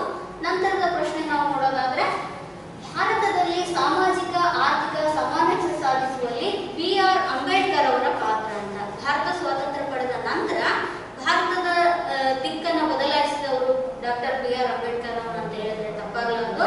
ಅದರಲ್ಲಿ ಇವ್ರೇನ್ ಮಾಡ್ತಾರಪ್ಪ ಅಂದ್ರೆ, ಸಾಮಾಜಿಕ ಸಮಾನತೆ ಇಲ್ಲದ ರಾಜಕೀಯ ಸ್ವಾತಂತ್ರ್ಯ ಅರ್ಥಹೀನ ಅಂತಂದು ನಂಬಿದ್ರು. ನೋಡ್ರಿ, ಸಾಮಾಜಿಕ ಸಮಾನತೆ ಇರಬೇಕು ಅಂತ ಹೇಳ್ತಾರೆ.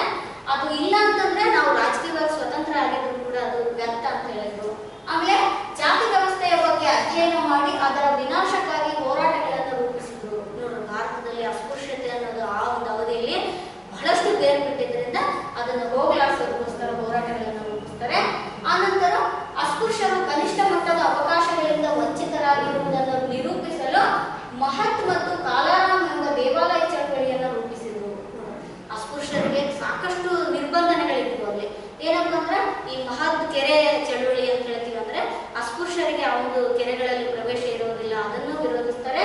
ಜೊತೆಗೆ ಕಾಲಾರಾಮ್ ಎಂಬ ದೇವಾಲಯ ಪ್ರವೇಶಕ್ಕೆ ನಿರ್ಬಂಧ ಇರುತ್ತೆ, ಅದನ್ನು ವಿರೋಧಿಸಿ ಆ ಚಳವಳಿಯಲ್ಲಿ ಇವರು ಯಶಸ್ವಿಯಾಗಿರ್ತಾರೆ. ಇನ್ನು 3 ದುಂಡು ಮೇಜಿನ ಪರಿಷತ್ ಸಮಾವೇಶದಲ್ಲಿ ಭಾಗವಹಿಸಿ ನಿಮ್ನ ವರ್ಗಗಳ ಬಿಡುಗಡೆಗೆ ಅಮೂಲ್ಯ ಸಲಹೆ ಸೂಚನೆಗಳನ್ನು ನೀಡಿದ್ರು. ಅಂದ್ರೆ ಆ ಒಂದು ನಿಮ್ನ ವರ್ಗ ಅಂತಂದ್ರೆ ಅಸ್ಪೃಶ್ಯ ವರ್ಗ ಏನಿತ್ತಲ್ಲ, ಆ ವರ್ಗಗಳ ಬಿಡುಗಡೆಗೆ ತನ್ನದೇ ಆದ ಸಲಹೆ ಸೂಚನೆಗಳನ್ನು ಅಂಬೇಡ್ಕರ್ ಅವರು ನೀಡುತ್ತಾರೆ. ಇನ್ನು ಹರಿಜನೋದ್ಧಾರ ಮತ್ತು ಅಸ್ಪೃಶ್ಯರ ಮುಖಂಡತ್ವಕ್ಕಾಗಿ ಗಾಂಧೀಜಿಯವರೊಂದಿಗೆ ಭಿನ್ನಾಭಿಪ್ರಾಯಗಳು ಮೂಡುತ್ತವೆ. ಅಂದ್ರೆ ಇವರ ಮತ್ತು ಗಾಂಧೀಜಿಯವರ ನಡುವೆ ಏನಾಗುತ್ತಪ್ಪ ಅಂದ್ರೆ, ಈ ಹರಿಜನೋದ್ಧಾರ ಮತ್ತು ಅಸ್ಪೃಶ್ಯರ ಮುಖಂಡತ್ವಕ್ಕಾಗಿ ಭಿನ್ನಾಭಿಪ್ರಾಯಗಳು ಉಂಟಾಗ್ತವೆ. ನಂತರ ಬರೋಡಾ ಮಹಾರಾಜರ ದಿವಾನರಾಗಿ ಮುಂಬೈ ಲೆಜಿಸ್ಲೇಟಿವ್ ಕೌನ್ಸಿಲ್ ಮತ್ತು ಎಕ್ಸಿಕ್ಯೂಟಿವ್ ಕೌನ್ಸಿಲ್ನ ಅತ್ಯಂತ ಮುತುವರ್ಜಿಯಿಂದ ಕಾರ್ಯಭಾರ ಮಾಡ್ತಾರೆ. ಇವೆಲ್ಲ ಕೆಲಸಗಳನ್ನು ಕೂಡ ಅಂಬೇಡ್ಕರ್ ಅವರು ನಿರ್ವಹಿಸಿದರು. ನಂತರ ಬಹಿಷ್ಕೃತ ಹಿತಕಾರಿಣಿ ಸಭಾ ಸಂಘಟನೆಯನ್ನು ಸ್ವತಂತ್ರ ಕಾರ್ಮಿಕ ಪಕ್ಷ ಎಂಬ ಸ್ವತಂತ್ರ ಪಕ್ಷವನ್ನು ಸ್ಥಾಪಿಸುತ್ತಾರೆ. ಪ್ರಬುದ್ಧ ಭಾರತ, ಜನತಾ, ಮೂಕ ನಾಯಕ, ಬಹಿಷ್ಕೃತ ಭಾರತ ಪತ್ರಿಕೆಗಳನ್ನು ಕೂಡ ಇವರು ಹೊರಡಿಸುತ್ತಾರೆ. ಸಂವಿಧಾನದ ಕರಡು ಸಮಿತಿಯ ಅಧ್ಯಕ್ಷರಾಗಿ ಕೂಡ ಸಮಾನತೆಯನ್ನು ಪ್ರತಿಪಾದಿಸಿದ್ರು. ಅಸ್ಪೃಶ್ಯತೆ ಆಚರಣೆ ವಿರುದ್ಧ ಕಾನೂನಿನ ರಕ್ಷಣೆ ನೀಡಿದ್ರು. ಜಾತಿ ಮತ್ತು ಸಾಮಾಜಿಕ ಶ್ರೇಣೀಕರಣವನ್ನು ವಿರೋಧಿಸಿ ಬೌದ್ಧ ಧರ್ಮವನ್ನು ಕೊನೆಯ ಅವಧಿಯಲ್ಲಿ ಇವರು ಸ್ವೀಕಾರ ಮಾಡ್ತಾರೆ ಅಂತ ಹೇಳ್ಬೋದು. ನಂತರ ಭಾರತದ ಸ್ವಾತಂತ್ರ್ಯ ಹೋರಾಟದಲ್ಲಿ ನೆಹರು ಕೊಡುಗೆಗಳು ಅಂದ್ರೆ ಸ್ವಾತಂತ್ರ್ಯದ ನಂತರ ಭಾರತಕ್ಕೆ ನೆಹರು ಏನ್ ಕೊಡುಗೆಗಳನ್ನು ನೀಡಿದ್ರು ಅನ್ನೋದ್ರ ಬಗ್ಗೆ ಇಲ್ಲಿ ನಾವು ತಿಳ್ಕೊಳ್ಳೋಣಂತೆ. ನೆಹರು ಅವರ ಕೈಗಾರೀಕರಣ ಮತ್ತು ನವಭಾರತದ ಶಿಲ್ಪಿಯಾಗಿ ನೆಹರು ಅವರನ್ನ ಕಾಣುತ್ತೇವೆ. ನೆಹರು ಅವರನ್ನ ನಾವು ಕೈಗಾರೀಕರಣ ಮತ್ತು ನವಭಾರತದ ಶಿಲ್ಪಿ ಅಂತ ಕರೀತೀವಿ. ಇನ್ನು ಉಕ್ಕಿನ ಮನುಷ್ಯ ಸರ್ದಾರ್ ಪಟೇಲರ ಮೂಲಕ ಸಂಸ್ಥಾನಗಳ ವಿಲೀನೀಕರಣಕ್ಕೆ ಅವರು ಕಾರಣರಾಗ್ತಾರೆ. ಆನಂತರ ವಿವಿಧತೆಯ ತತ್ವವನ್ನು ಒಪ್ಪುವ ಭಾಷಾವಾರು ಪ್ರಾಂತ್ಯಗಳ ರಚನೆಗೆ ಕಾರಣರಾಗ್ತಾರೆ. ಮಿಶ್ರ ಆರ್ಥಿಕ ನೀತಿಯ ಮೂಲಕ ಆಧುನಿಕ ಭಾರತದ ಅಭಿವೃದ್ಧಿಗೆ ಮೈಲುಗಲ್ಲನ್ನು ರೂಪಿಸ್ತಾರೆ. ಪಂಚವಾರ್ಷಿಕ ಯೋಜನೆಗಳ ಮೂಲಕ ಮೂಲಭೂತ ಮತ್ತು ಬೃಹತ್ ಕೈಗಾರಿಕೀಕರಣಕ್ಕೆ ಚಾಲನೆಯನ್ನು ನೀಡಿದರು. ಭಾರತವು ಅಣುಶಕ್ತಿಯನ್ನು ಹೊಂದಬೇಕೆಂಬ ಆಶಯದಿಂದ HG ಬಾಬಾ ಅವರೊಂದಿಗೆ ಸೇರಿಕೊಂಡು ಭದ್ರ ತಳಹದಿಯನ್ನು ಕೂಡ ಇವರು ರೂಪಿಸ್ತಾರೆ. ಆನಂತರ ಗಣ ವ್ಯವಸ್ಥೆಯಿಂದ ವಿಮುಖವಾಗಲು ಅಲಿಪ್ತ ನೀತಿ ಅನ್ನುವಂತಹ ಮಹತ್ವದ ಒಂದು ನೀತಿಯನ್ನು ರೂಪಿಸ್ತಾರೆ. ಶಾಂತಿ ಸಹಬಾಳ್ವೆಗಾಗಿ ಪಂಚಶೀಲ ತತ್ವಗಳನ್ನು ಅನುಷ್ಠಾನಕ್ಕೆ ತರ್ತಾರೆ. ಅಂತಿಮವಾಗಿ ಇವರು 1964ರಲ್ಲಿ ನಿಧನರಾಗ್ತಾರೆ. ಇದುವರೆಗೆ ನಾವು 7 ಮತ್ತು 8 ಎರಡೂ ಪಾಠಗಳ ಪ್ರಮುಖ ಪ್ರಶ್ನೆಗಳನ್ನು ಚರ್ಚೆ ಮಾಡಿದ್ವಿ. ಬಹುತೇಕ ಈ 2 ಪಾಠಗಳು 4 ಅಂಕಕ್ಕೆ ನಿಗದಿಯಾಗಿರೋದ್ರಿಂದ ಇದುವರೆಗೆ ಏನು ಡಿಸ್ಕಷನ್ ಮಾಡಿದ್ವಲ್ಲ ಅದರಲ್ಲಿ ಬಹುತೇಕ ಪ್ರಶ್ನೆಗಳು 8 ಪಾಯಿಂಟ್ಸ್ ಸಹಿತವಾಗಿ ನಾವು ಪ್ರಿಪೇರ್ ಮಾಡಿರೋದ್ರಿಂದ ಇವುಗಳನ್ನು ಸರಿಯಾದ ರೀತಿಯಲ್ಲಿ ನೀವೇನಾದರೂ ಅಧ್ಯಯನ ಮಾಡಿ ಪ್ರಿಪೇರ್ ಆಗಿ ಮುಂದಿನ ಎಕ್ಸಾಮ್ಗಳಿಗೆ ಅಟೆಂಡ್ ಮಾಡಿದರೆ ನಿಮಗೆ ಉತ್ತಮ ಅಂಕಗಳನ್ನು ಪಡೆಯೋದಕ್ಕೆ ಸಾಧ್ಯವಾಗುತ್ತೆ. ಇನ್ನು ಈ 7, 8 ಪಾಠಗಳು ಎರಡೂ ಕೂಡ ಇತಿಹಾಸದ ದೃಷ್ಟಿಯಿಂದ ಕೂಡ ಪ್ರಮುಖ ಪಾತ್ರವನ್ನು ವಹಿಸಿದವೆ ಅಂತ ಹೇಳ್ಬೋದು. ಇನ್ನು ಮುಂಬರುವ ಎಕ್ಸಾಮ್ಗಳಿಗೆ ಎಲ್ಲ ವಿದ್ಯಾರ್ಥಿಗಳಿಗೂ ಆಲ್ ದ ಬೆಸ್ಟ್ ಹೇಳ್ತಾ ನನ್ನ ಈ ಒಂದು ಪಾಠ ಬೋಧನೆಯನ್ನು ಮುಗಿಸ್ತಾ ಇದ್ದೀನಿ.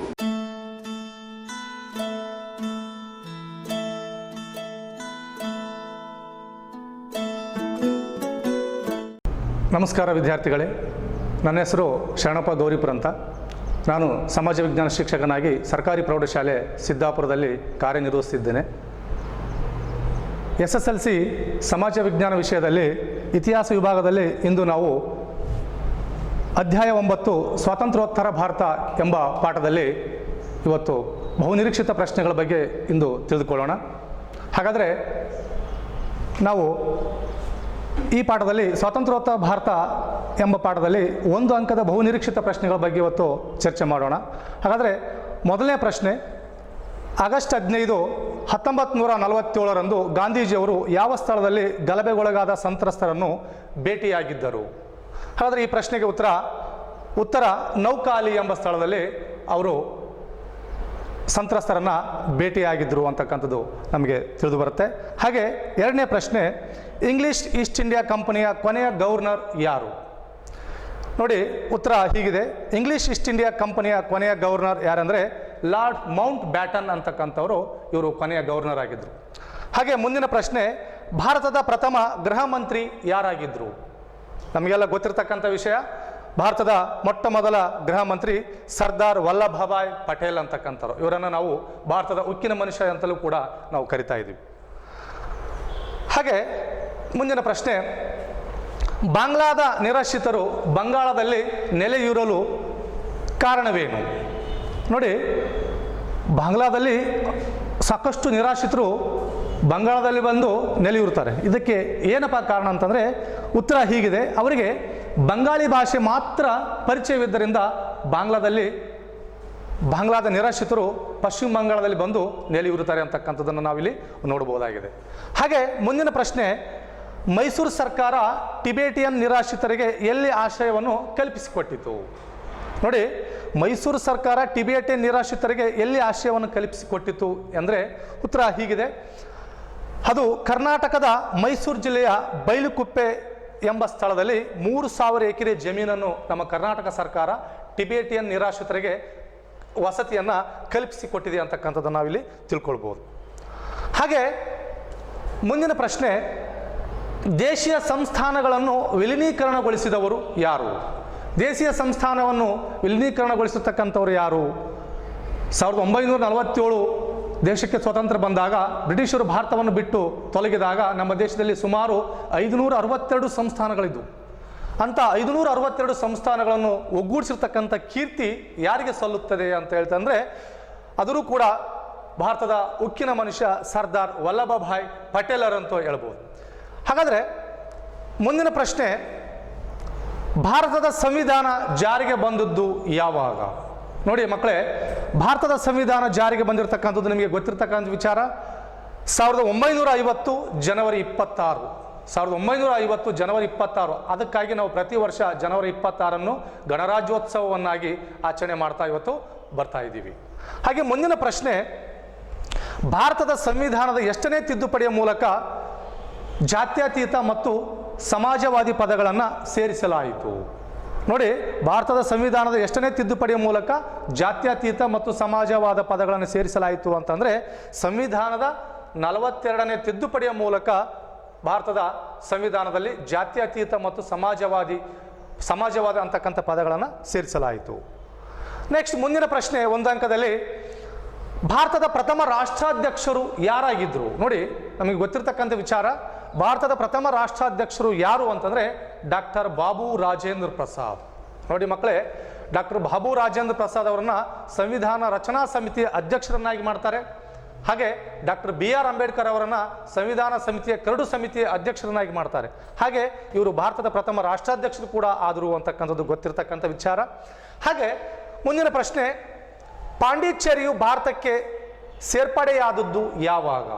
ನೋಡಿ, ಪಾಂಡಿಚೇರಿಯನ್ನು ಫ್ರೆಂಚರು ಆಳ್ವಿಕೆ ಮಾಡ್ತಾ ಇದ್ರು. ಈ ಫ್ರೆಂಚರಿಂದ ನಮ್ಮ ಭಾರತದ ಒಕ್ಕೂಟಕ್ಕೆ ಯಾವಾಗ ಸೇರ್ಪಡೆಗೊಳಿಸಲಾಯಿತು ಅಂತ ಹೇಳಿದ್ರೆ 1954ರಲ್ಲಿ ಈ ಪಾಂಡಿಚೇರಿಯನ್ನು ಭಾರತಕ್ಕೆ ಸೇರ್ಪಡೆ ಮಾಡಿಕೊಳ್ಳಲಾಯಿತು ಅಂತಕ್ಕಂಥದ್ದು ನಮಗೆ ಇಲ್ಲಿ ಗೊತ್ತಾಗುತ್ತೆ. ಹಾಗೆ ಮುಂದಿನ ಪ್ರಶ್ನೆ, ಬಹು ನಿರೀಕ್ಷಿತವಾಗಿರ್ತಕ್ಕಂಥ ಮುಂದಿನ ಪ್ರಶ್ನೆ ಯಾವುದಪ್ಪ ಅಂತಂದರೆ 11ನೇ ಪ್ರಶ್ನೆ, ಗೋವಾ ಯಾವಾಗ ಭಾರತಕ್ಕೆ ಸೇರ್ಪಡೆಯಾಯಿತು? ನೋಡಿ, ಇದನ್ನು ಕೂಡ ಪೋರ್ಚುಗೀಸರು ಆಳ್ತಾ ಇದ್ರು. ಗೋವನ್ನು ಕೂಡ ಪೋರ್ಚುಗೀಸರು ಆಳ್ತಾ ಇದ್ರು.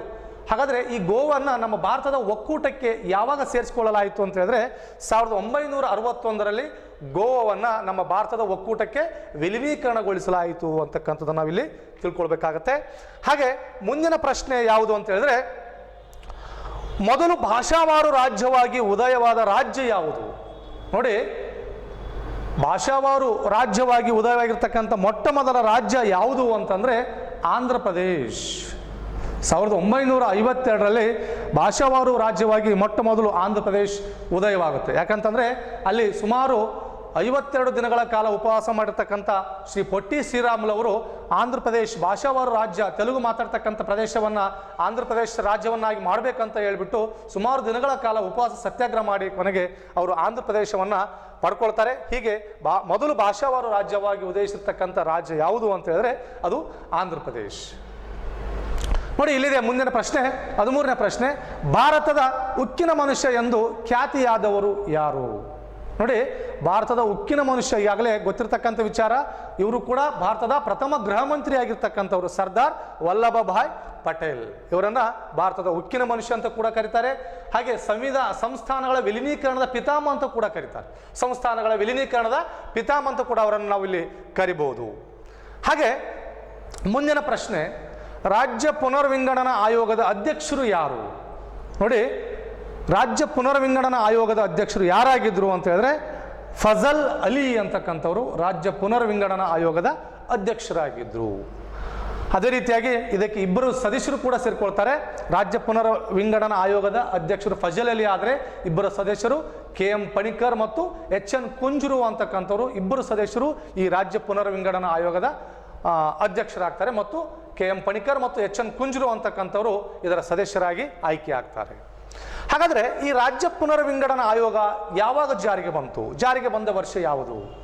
ಅಂದರೆ ರಾಜ್ಯ ಪುನರ್ವಿಂಗಡನಾ ಆಯೋಗ ಜಾರಿಗೆ ಬಂದ ವರ್ಷ 1956. ರಾಜ್ಯ ಪುನರ್ವಿಂಗಡನಾ ಆಯೋಗ ಜಾರಿಗೆ ಬಂದಿರತಕ್ಕಂಥ ವರ್ಷ ಯಾವುದು ಅಂತ ಕೇಳಿದ್ರೆ 1956ರಲ್ಲಿ ಇದು ಜಾರಿಗೆ ಬರುತ್ತೆ. ಹಾಗೆ 16ನೇ ಪ್ರಶ್ನೆ, ಹಾಗಾದರೆ ವಿಶಾಲ ಮೈಸೂರು ರಾಜ್ಯ ಅಸ್ತಿತ್ವಕ್ಕೆ ಬಂದದ್ದು ಯಾವಾಗ? ವಿಶಾಲ ಮೈಸೂರು ರಾಜ್ಯ, ನೋಡಿ ಈಗಿರ್ತಕ್ಕಂಥ ಕರ್ನಾಟಕ ರಾಜ್ಯ ಮೊದಲು ಇದನ್ನು ನಾವು ವಿಶಾಲ ಮೈಸೂರು ರಾಜ್ಯ ಅಂತ ಕರಿತಾ ಇದ್ವಿ.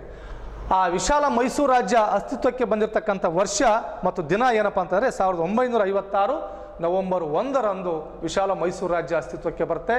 ಅದು ಮುಂದೆ ಕರ್ನಾಟಕ ಅಂತ ಮರುನಾಮಕರಣ ಆಗುತ್ತೆ. ಅದು ಯಾವಾಗ ಅಂತ ಹೇಳಿದ್ರೆ 1976 ನವೆಂಬರ್ 1ರಂದು ಡಿ ದೇವರಾಜ್ ಅರಸುರವರ ಅವಧಿಯಲ್ಲಿ, ಮುಖ್ಯಮಂತ್ರಿ ಆಗಿರ್ತಕ್ಕಂಥ ಅವಧಿಯಲ್ಲಿ ಅದನ್ನು ಕರ್ನಾಟಕ ರಾಜ್ಯ ಅಂತಕ್ಕಂಥ ನಾಮಕರಣ ಮಾಡ್ತಾರೆ. ಹೀಗೆ ವಿಶಾಲ ಮೈಸೂರು ರಾಜ್ಯ ಅಸ್ತಿತ್ವಕ್ಕೆ ಬಂದಿರತಕ್ಕಂಥದ್ದು 1956 ನವೆಂಬರ್ 1. ಹಾಗೆ ಕರ್ನಾಟಕ ಅಂತ ನಾಮಕರಣ ಆಗಿರ್ತಕ್ಕಂಥದ್ದು 1973 ನವೆಂಬರ್ 1ರಂದು ಕರ್ನಾಟಕ ಅಂತ ಮರುನಾಮಕರಣ ಮಾಡ್ತಾರೆ. ಮುಂದಿನ 2 ಅಂಕದ ಪ್ರಶ್ನೆಗಳು. ಹಾಗಾದರೆ ಬಹುನಿರೀಕ್ಷಿತವಾಗಿರ್ತಕ್ಕಂಥ 2 ಅಂಕದ ಪ್ರಶ್ನೆಗಳು ಯಾವ್ಯಾವು ಅಂತ ಹೇಳಿದ್ರೆ ವಿದ್ಯಾರ್ಥಿಗಳೇ, ನೋಡಿ, ಭಾರತವು ಸ್ವತಂತ್ರ ಗಳಿಸಿದ ಸಮಯದಲ್ಲಿ ಎದುರಿಸಿದ ಸಮಸ್ಯೆಗಳಾವುವು? ನೋಡಿ, 1947 ಆಗಸ್ಟ್ 15ರಂದು ಭಾರತಕ್ಕೆ ಸ್ವಾತಂತ್ರ್ಯ ಬಂತು. ಅಂದು ದೇಶ ಸ್ವತಂತ್ರ ಗಳಿಸಿದಾಗ ನಮ್ಮ ದೇಶದಲ್ಲಿ ಯಾವ್ಯಾವ ಸಮಸ್ಯೆಗಳಿದ್ದವು ಅಂತ ಹೇಳಿದ್ರೆ ಉತ್ತರ ನೋಡೋದಾದರೆ ಮತೀಯ ಗಲಭೆಗಳು, ನಿರಾಶ್ರಿತರ ಸಮಸ್ಯೆಗಳು, ಸಂವಿಧಾನವನ್ನು ರೂಪಿಸಿಕೊಳ್ಳುವ ಸವಾಲು, ದೇಶೀಯ ಸಂಸ್ಥಾನಗಳ ವಿಲೀನೀಕರಣ, ಹೊಸ ಸರ್ಕಾರ ರಚನೆ. ನೋಡಿ, ಹಾಗಾದರೆ ನಮ್ಮ ದೇಶದಲ್ಲಿ 1947 ಆಗಸ್ಟ್ 15ರಂದು ದೇಶಕ್ಕೆ ಸ್ವಾತಂತ್ರ್ಯ ಬಂದಾಗ ಮತೀಯ ಗಲಭೆಗಳು, ಸಾಕಷ್ಟು ಪ್ರಮಾಣದಲ್ಲಿ ಮತೀಯ ಗಲಭೆಗಳಿದ್ದು, ನಿರಾಶ್ರಿತರ ಸಮಸ್ಯೆ, ಬಾಂಗ್ಲಾದೇಶದಿಂದ ನಿರಾಶ್ರಿತರು ಬರ್ತಾರೆ, ಟಿಬೆಟ್ನಿಂದ ನಿರಾಶ್ರಿತರು ಬರ್ತಾರೆ, ಹೀಗೆ ಪಾಕಿಸ್ತಾನದಿಂದಲೂ ನಿರಾಶ್ರಿತರು ಬರ್ತಾರೆ. ಹೀಗೆ ಅನೇಕ ನಿರಾಶ್ರಿತರು ಕೂಡ ಒಂದು ದೊಡ್ಡ ಸವಾಲಾಗುತ್ತೆ ನಮ್ಮ ದೇಶಕ್ಕೆ. ಹಾಗೆ ಸಂವಿಧಾನವನ್ನು ರೂಪಿಸಿಕೊಳ್ಳುವ ಸವಾಲು, ಯಾಕಂದರೆ ದೇಶಕ್ಕೆ ಅಂಥ ಒಂದು ಸಂವಿಧಾನ ಇರಲಿಲ್ಲ. ಹಾಗಾಗಿ ನಮ್ಮ ದೇಶಕ್ಕೆ ಒಂದು ಭದ್ರವಾಗಿರ್ತಕ್ಕಂಥ ಒಂದು ದೊಡ್ಡ ಪ್ರಮಾಣದ ಸಂವಿಧಾನದ ಅವಶ್ಯಕತೆ ಇತ್ತು. ಅದು ಒಂದು ಸವಾಲು ಅಂತ ಹೇಳ್ಬೋದು. ಹಾಗೆ ದೇಶೀಯ ಸಂಸ್ಥಾನಗಳ ವಿಲೀನೀಕರಣ, ಯಾಕಂತ ಹೇಳಿದ್ರೆ ದೇಶಕ್ಕೆ ಸ್ವಾತಂತ್ರ್ಯ ಬಂದಾಗ ಭಾರತದಲ್ಲಿ 562 ಸಂಸ್ಥಾನಗಳಿದ್ದು, ಆ 562 ಸಂಸ್ಥಾನಗಳನ್ನು ಒಗ್ಗೂಡಿಸಿ ಒಂದು ಒಕ್ಕೂಟ ಭಾರತವನ್ನಾಗಿ ಮಾಡಬೇಕಾಗಿರ್ತಕ್ಕಂಥದ್ದು ಅದು ಸರ್ದಾರ್ ವಲ್ಲಭಾಯ್ ಪಟೇಲ್ ಅವರ ಕನಸಿನ ಕೂಸಾಗಿತ್ತು. ಹಾಗಾಗಿ ಆ ದೇಶೀಯ ಸಂಸ್ಥಾನಗಳ ವಿಲೀನೀಕರಣ ಮಾಡಬೇಕಾಗಿರ್ತಕ್ಕಂಥದ್ದು ಕೂಡ ಒಂದು ದೊಡ್ಡ ಸಮಸ್ಯೆ, ಒಂದು ದೊಡ್ಡ ಸವಾಲಾಗಿತ್ತು. ಹಾಗೆ ಹೊಸ ಸರ್ಕಾರ ರಚನೆ, ಯಾವುದೇ ಚುನಾವಣೆಗಳಿರಲಿಲ್ಲ, ದೇಶಕ್ಕೆ ಒಂದು ಹೊಸ ಸರ್ಕಾರ ರಚನೆ ಆಗಬೇಕಾಗಿತ್ತು. ಹಾಗಾಗಿ 1952ರಲ್ಲಿ ಮೊಟ್ಟ ಮೊದಲು ಚುನಾವಣೆಗಳು ಕೂಡ ಆರಂಭವಾಗ್ತವೆ. ಹೀಗೆ ಇವೆಲ್ಲ ಸಮಸ್ಯೆಗಳನ್ನು ನಾವು ಎದುರಿಸ್ತಾ ಇದ್ದೀವಿ. ನೋಡಿ, 2ನೇ ಪ್ರಶ್ನೆ ವಿದ್ಯಾರ್ಥಿಗಳೇ, ನಿರಾಶ್ರಿತರ ಸಮಸ್ಯೆಯನ್ನು ದೇಶವು ಹೇಗೆ ಎದುರಿಸಿತು ಅಂದರೆ ಭಾರತ ನಿರಾಶ್ರಿತರ ಸಮಸ್ಯೆಯನ್ನು ಹೇಗೆ ಅದನ್ನು ಎದುರಿಸುತ್ತೆ, ಅವರ ಸಮಸ್ಯೆಗಳನ್ನು ಹೇಗೆ ಬಗೆಹರಿಸುತ್ತೆ, ಅವರ ಸಮಸ್ಯೆಗಳನ್ನು ಹೇಗೆ ಚಾಲೆಂಜ್ ಆಗಿ ತೆಗೆದುಕೊಳ್ಳುತ್ತೆ ಅಂತ ನೋಡೋದಾದರೆ, ಹಾಗಾದರೆ ಉತ್ತರ ನೋಡೋದಾದರೆ ಭಾರತ ನಿರಾಶ್ರಿತರ ಸಮಸ್ಯೆಗಳನ್ನು ಹೇಗೆ ಪರಿಹಾರ ಮಾಡುತ್ತೆ ಅಂತ ಹೇಳಿದ್ರೆ ಪಶ್ಚಿಮ ಬಂಗಾಳ, ಅಸ್ಸಾಂ, ಮೇಘಾಲಯ ಮತ್ತು ತ್ರಿಪುರ ರಾಜ್ಯಗಳಲ್ಲಿ ನಿರಾಶ್ರಿತರಿಗೆ ನೆಲೆಯನ್ನು ಕಲ್ಪಿಸಿಕೊಡುತ್ತದೆ.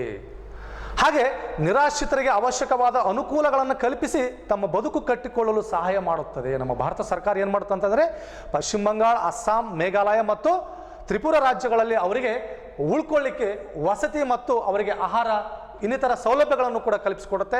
ಹಾಗೆ ನಿರಾಶ್ರಿತರಿಗೆ ಅವಶ್ಯಕವಾಗಿರ್ತಕ್ಕಂಥ ಅನುಕೂಲಗಳು, ವಸತಿ ಇರ್ಬೋದು, ಬಟ್ಟೆ ಇರ್ಬೋದು, ಶಿಕ್ಷಣ ಇರ್ಬೋದು, ಮತ್ತು ಅವರಿಗೆ ಸೂರ್ಯನ ವ್ಯವಸ್ಥೆ ಇರ್ಬೋದು, ಎಲ್ಲ ಒಂದು ವ್ಯವಸ್ಥೆಯನ್ನು ನಮ್ಮ ಭಾರತ ಸರ್ಕಾರ ಮಾಡಿಕೊಡುತ್ತೆ. ಹಾಗೆ ಬಾಂಗ್ಲಾದಿಂದ ಬಂದ ನಿರಾಶ್ರಿತರಿಗೆ ಬಂಗಾಳದಲ್ಲಿ ನೆಲೆ ಕಲ್ಪಿಸಲಾಯಿತು.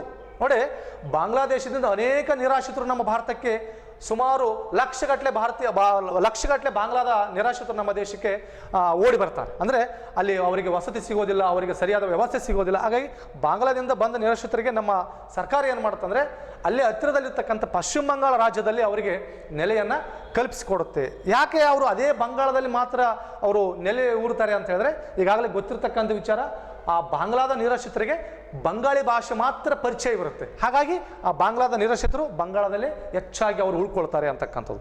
ಹಾಗೆ ಇನ್ನೊಂದು, ನಮ್ಮ ಕರ್ನಾಟಕದ ಮೈಸೂರು ಜಿಲ್ಲೆಯ ಬೈಲುಕುಪ್ಪೆಯಲ್ಲಿ ಟಿಬೇಟಿಯನ್ ನಿರಾಶ್ರಿತರಿಗಾಗಿ ಸುಮಾರು 3,000 ಎಕರೆ ಜಮೀನನ್ನು ನೀಡಲಾಯಿತು. ನೋಡಿ, ನಮ್ಮ ಕರ್ನಾಟಕದ ಬೈಲುಕುಪ್ಪೆ ಮತ್ತು ಇನ್ನೊಂದು ಸ್ಥಳ ಗೊತ್ತಿರತಕ್ಕಂಥದ್ದು ಮುಂಡಗೋಡ. ಹೌದಾ, ಸಿರಿಸಿ ಹತ್ರ ಮುಂಡಗೋಡದಲ್ಲಿ ಕೂಡ ಟಿಬೇಟಿಯನ್ನರಿಗೆ ಆ ವಸತಿ ಸೌಲಭ್ಯವನ್ನು ಮತ್ತು ಅವರಿಗೆ ಸುಮಾರು ಜಮೀನನ್ನು, ಸುಮಾರು 3,000 ಎಕರೆಗಳಷ್ಟು ಜಮೀನನ್ನು ನಮ್ಮ ಕರ್ನಾಟಕ ಸರ್ಕಾರ ಏನು ಮಾಡುತ್ತೆ ಅಂತ ಹೇಳಿದ್ರೆ ಇಲ್ಲಿ ಕಲ್ಪಿಸಿಕೊಡುತ್ತೆ. ಹಾಗೆ ಮುಂದಿನ ಪ್ರಶ್ನೆ ವಿದ್ಯಾರ್ಥಿಗಳೇ, ಪಾಂಡಿಚೇರಿಯನ್ನು ಫ್ರೆಂಚರಿಂದ ಹೇಗೆ ವಿಮುಕ್ತಿಗೊಳಿಸಲಾಯಿತು?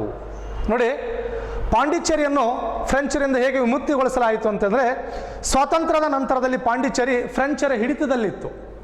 ಸ್ವಾತಂತ್ರ್ಯ ಬಂದರೂ ಕೂಡ ಪಾಂಡಿಚೇರಿ ಅದು ಫ್ರೆಂಚರ ಅಧೀನದಲ್ಲಿತ್ತು, ಅವರ ಹಿಡಿತದಲ್ಲಿತ್ತು ಅಂತಕ್ಕಂಥದ್ದು.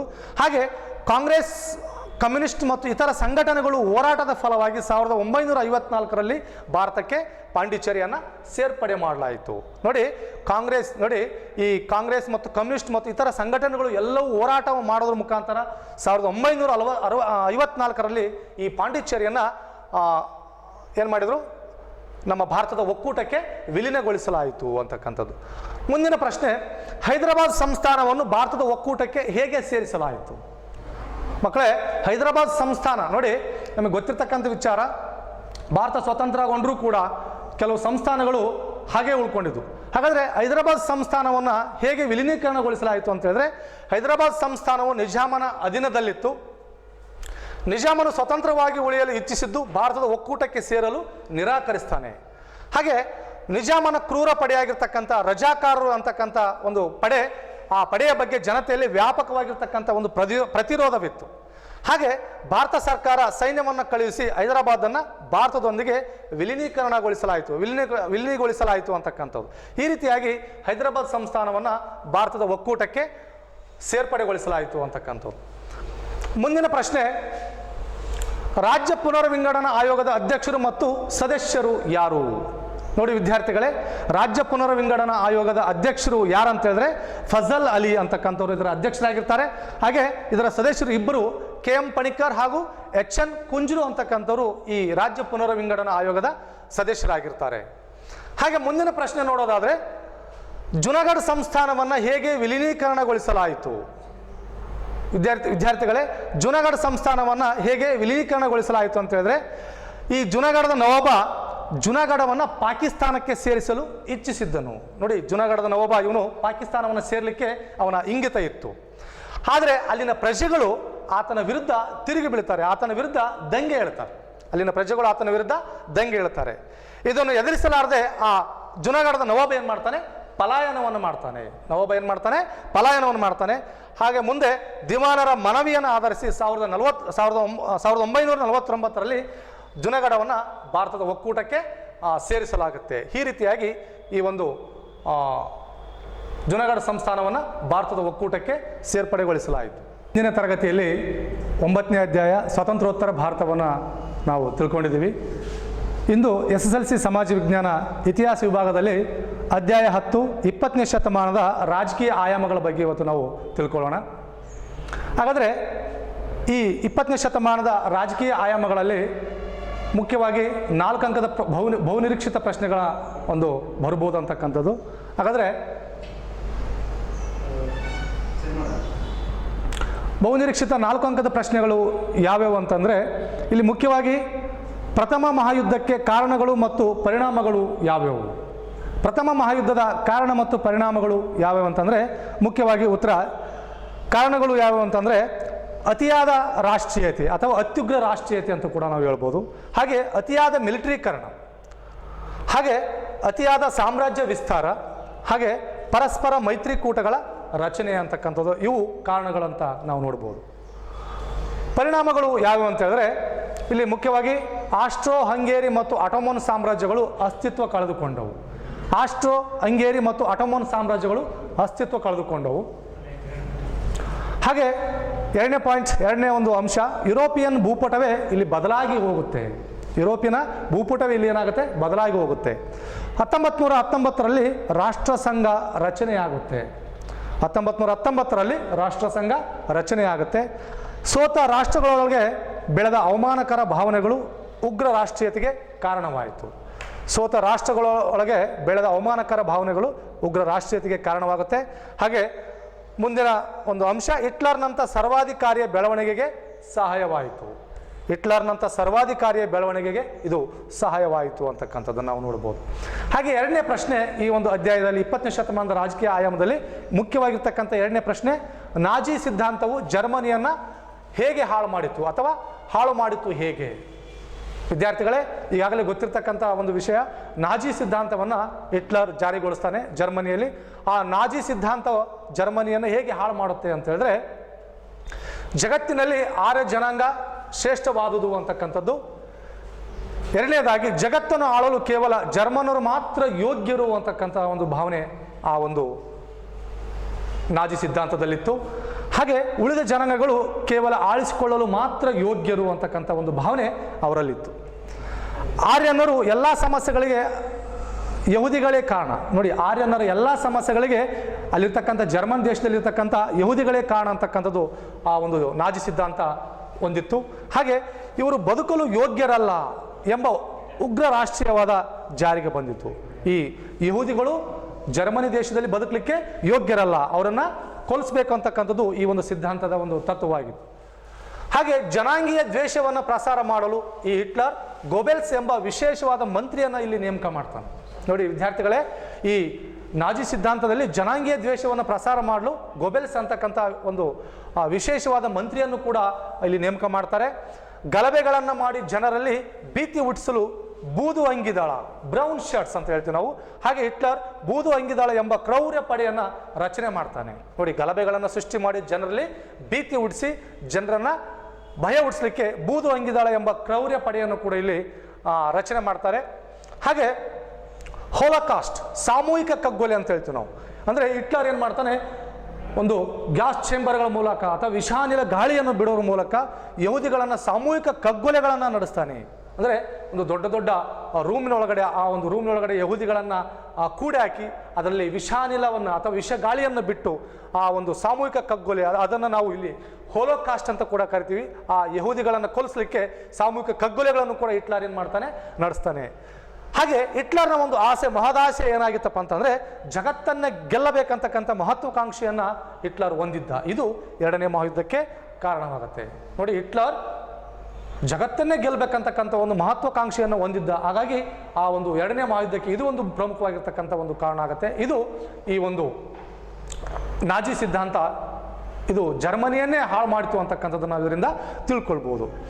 ವಿದ್ಯಾರ್ಥಿಗಳೇ, ಈ ಒಂದು ಅಧ್ಯಾಯದಲ್ಲಿ ಮುಖ್ಯವಾಗಿರ್ತಕ್ಕಂಥ ಇನ್ನೊಂದು ಪ್ರಶ್ನೆ ಯಾವುದಂತಂದರೆ, ಎರಡನೇ ಮಹಾಯುದ್ಧಕ್ಕೆ ಕಾರಣ ಮತ್ತು ಪರಿಣಾಮಗಳನ್ನು ತಿಳಿಸಿ. ನಿಮ್ಗಾಗಲೇ ಗೊತ್ತಿರ್ತಕ್ಕಂಥ ವಿಚಾರ, ಎರಡನೇ ಮಹಾಯುದ್ಧ 1939ರಿಂದ 1945ರ ಅವಧಿಯಲ್ಲಿ ಎರಡನೇ ಮಹಾಯುದ್ಧ ಜರುಗಿ ಹೋಗುತ್ತೆ. ಹಾಗಾದರೆ ಈ ಎರಡನೇ ಮಹಾಯುದ್ಧಕ್ಕೆ ಕಾರಣಗಳೇನು? ನೋಡಿ, ಕಾರಣಗಳು ಮೊದಲ ಮಹಾಯುದ್ಧದ ಅವಮಾನಕರ ಒಪ್ಪಂದಗಳು. ನೋಡಿ, ಮುಖ್ಯವಾಗಿ ಮೊದಲನೇ ಮಹಾಯುದ್ಧ ನಡೆದ ಮೇಲೆ ಜರ್ಮನಿಯ ಮೇಲೆ ಅವಮಾನಕರವಾದ ಒಂದು ವರ್ಸೆಲ್ಸ್ ಒಪ್ಪಂದ ಅಂತಕ್ಕಂಥದ್ದು ಆಗುತ್ತೆ. ಆ ವರ್ಸೆಲ್ಸ್ ಒಪ್ಪಂದ ಈ ಜರ್ಮನಿಗೆ ತುಂಬ ತೀವ್ರವಾಗಿರ್ತಕ್ಕಂಥ ನಷ್ಟವನ್ನು ಉಂಟು ಮಾಡುತ್ತೆ. ಅಂಥ ಅವಮಾನಕರವಾದ ಒಪ್ಪಂದಗಳು ಈ ಒಂದು ಎರಡನೇ ಮಹಾಯುದ್ಧಕ್ಕೆ ಕಾರಣವಾಗುತ್ತೆ. ಎರಡನೇ ಅಂಶ ಏನಪ್ಪ ಅಂತಂದರೆ ಯುರೋಪಿನ ದೇಶದಲ್ಲಿ ಬೆಳೆದ ಉಗ್ರ ರಾಷ್ಟ್ರೀಯತೆ. ನೋಡಿ, ಯುರೋಪಿನಾದ್ಯಂತ ಎಲ್ಲ ದೇಶಗಳಲ್ಲಿ ಅತ್ಯುಗ್ರವಾಗಿರ್ತಕ್ಕಂಥ ರಾಷ್ಟ್ರೀಯತೆ ಬೆಳೀತಾ ಹೋಗುತ್ತೆ. ಹಾಗಾಗಿ ಇದು ಕೂಡ ಎರಡನೇ ಒಂದು ಮಹಾಯುದ್ಧಕ್ಕೆ ಕಾರಣವಾಗುತ್ತೆ.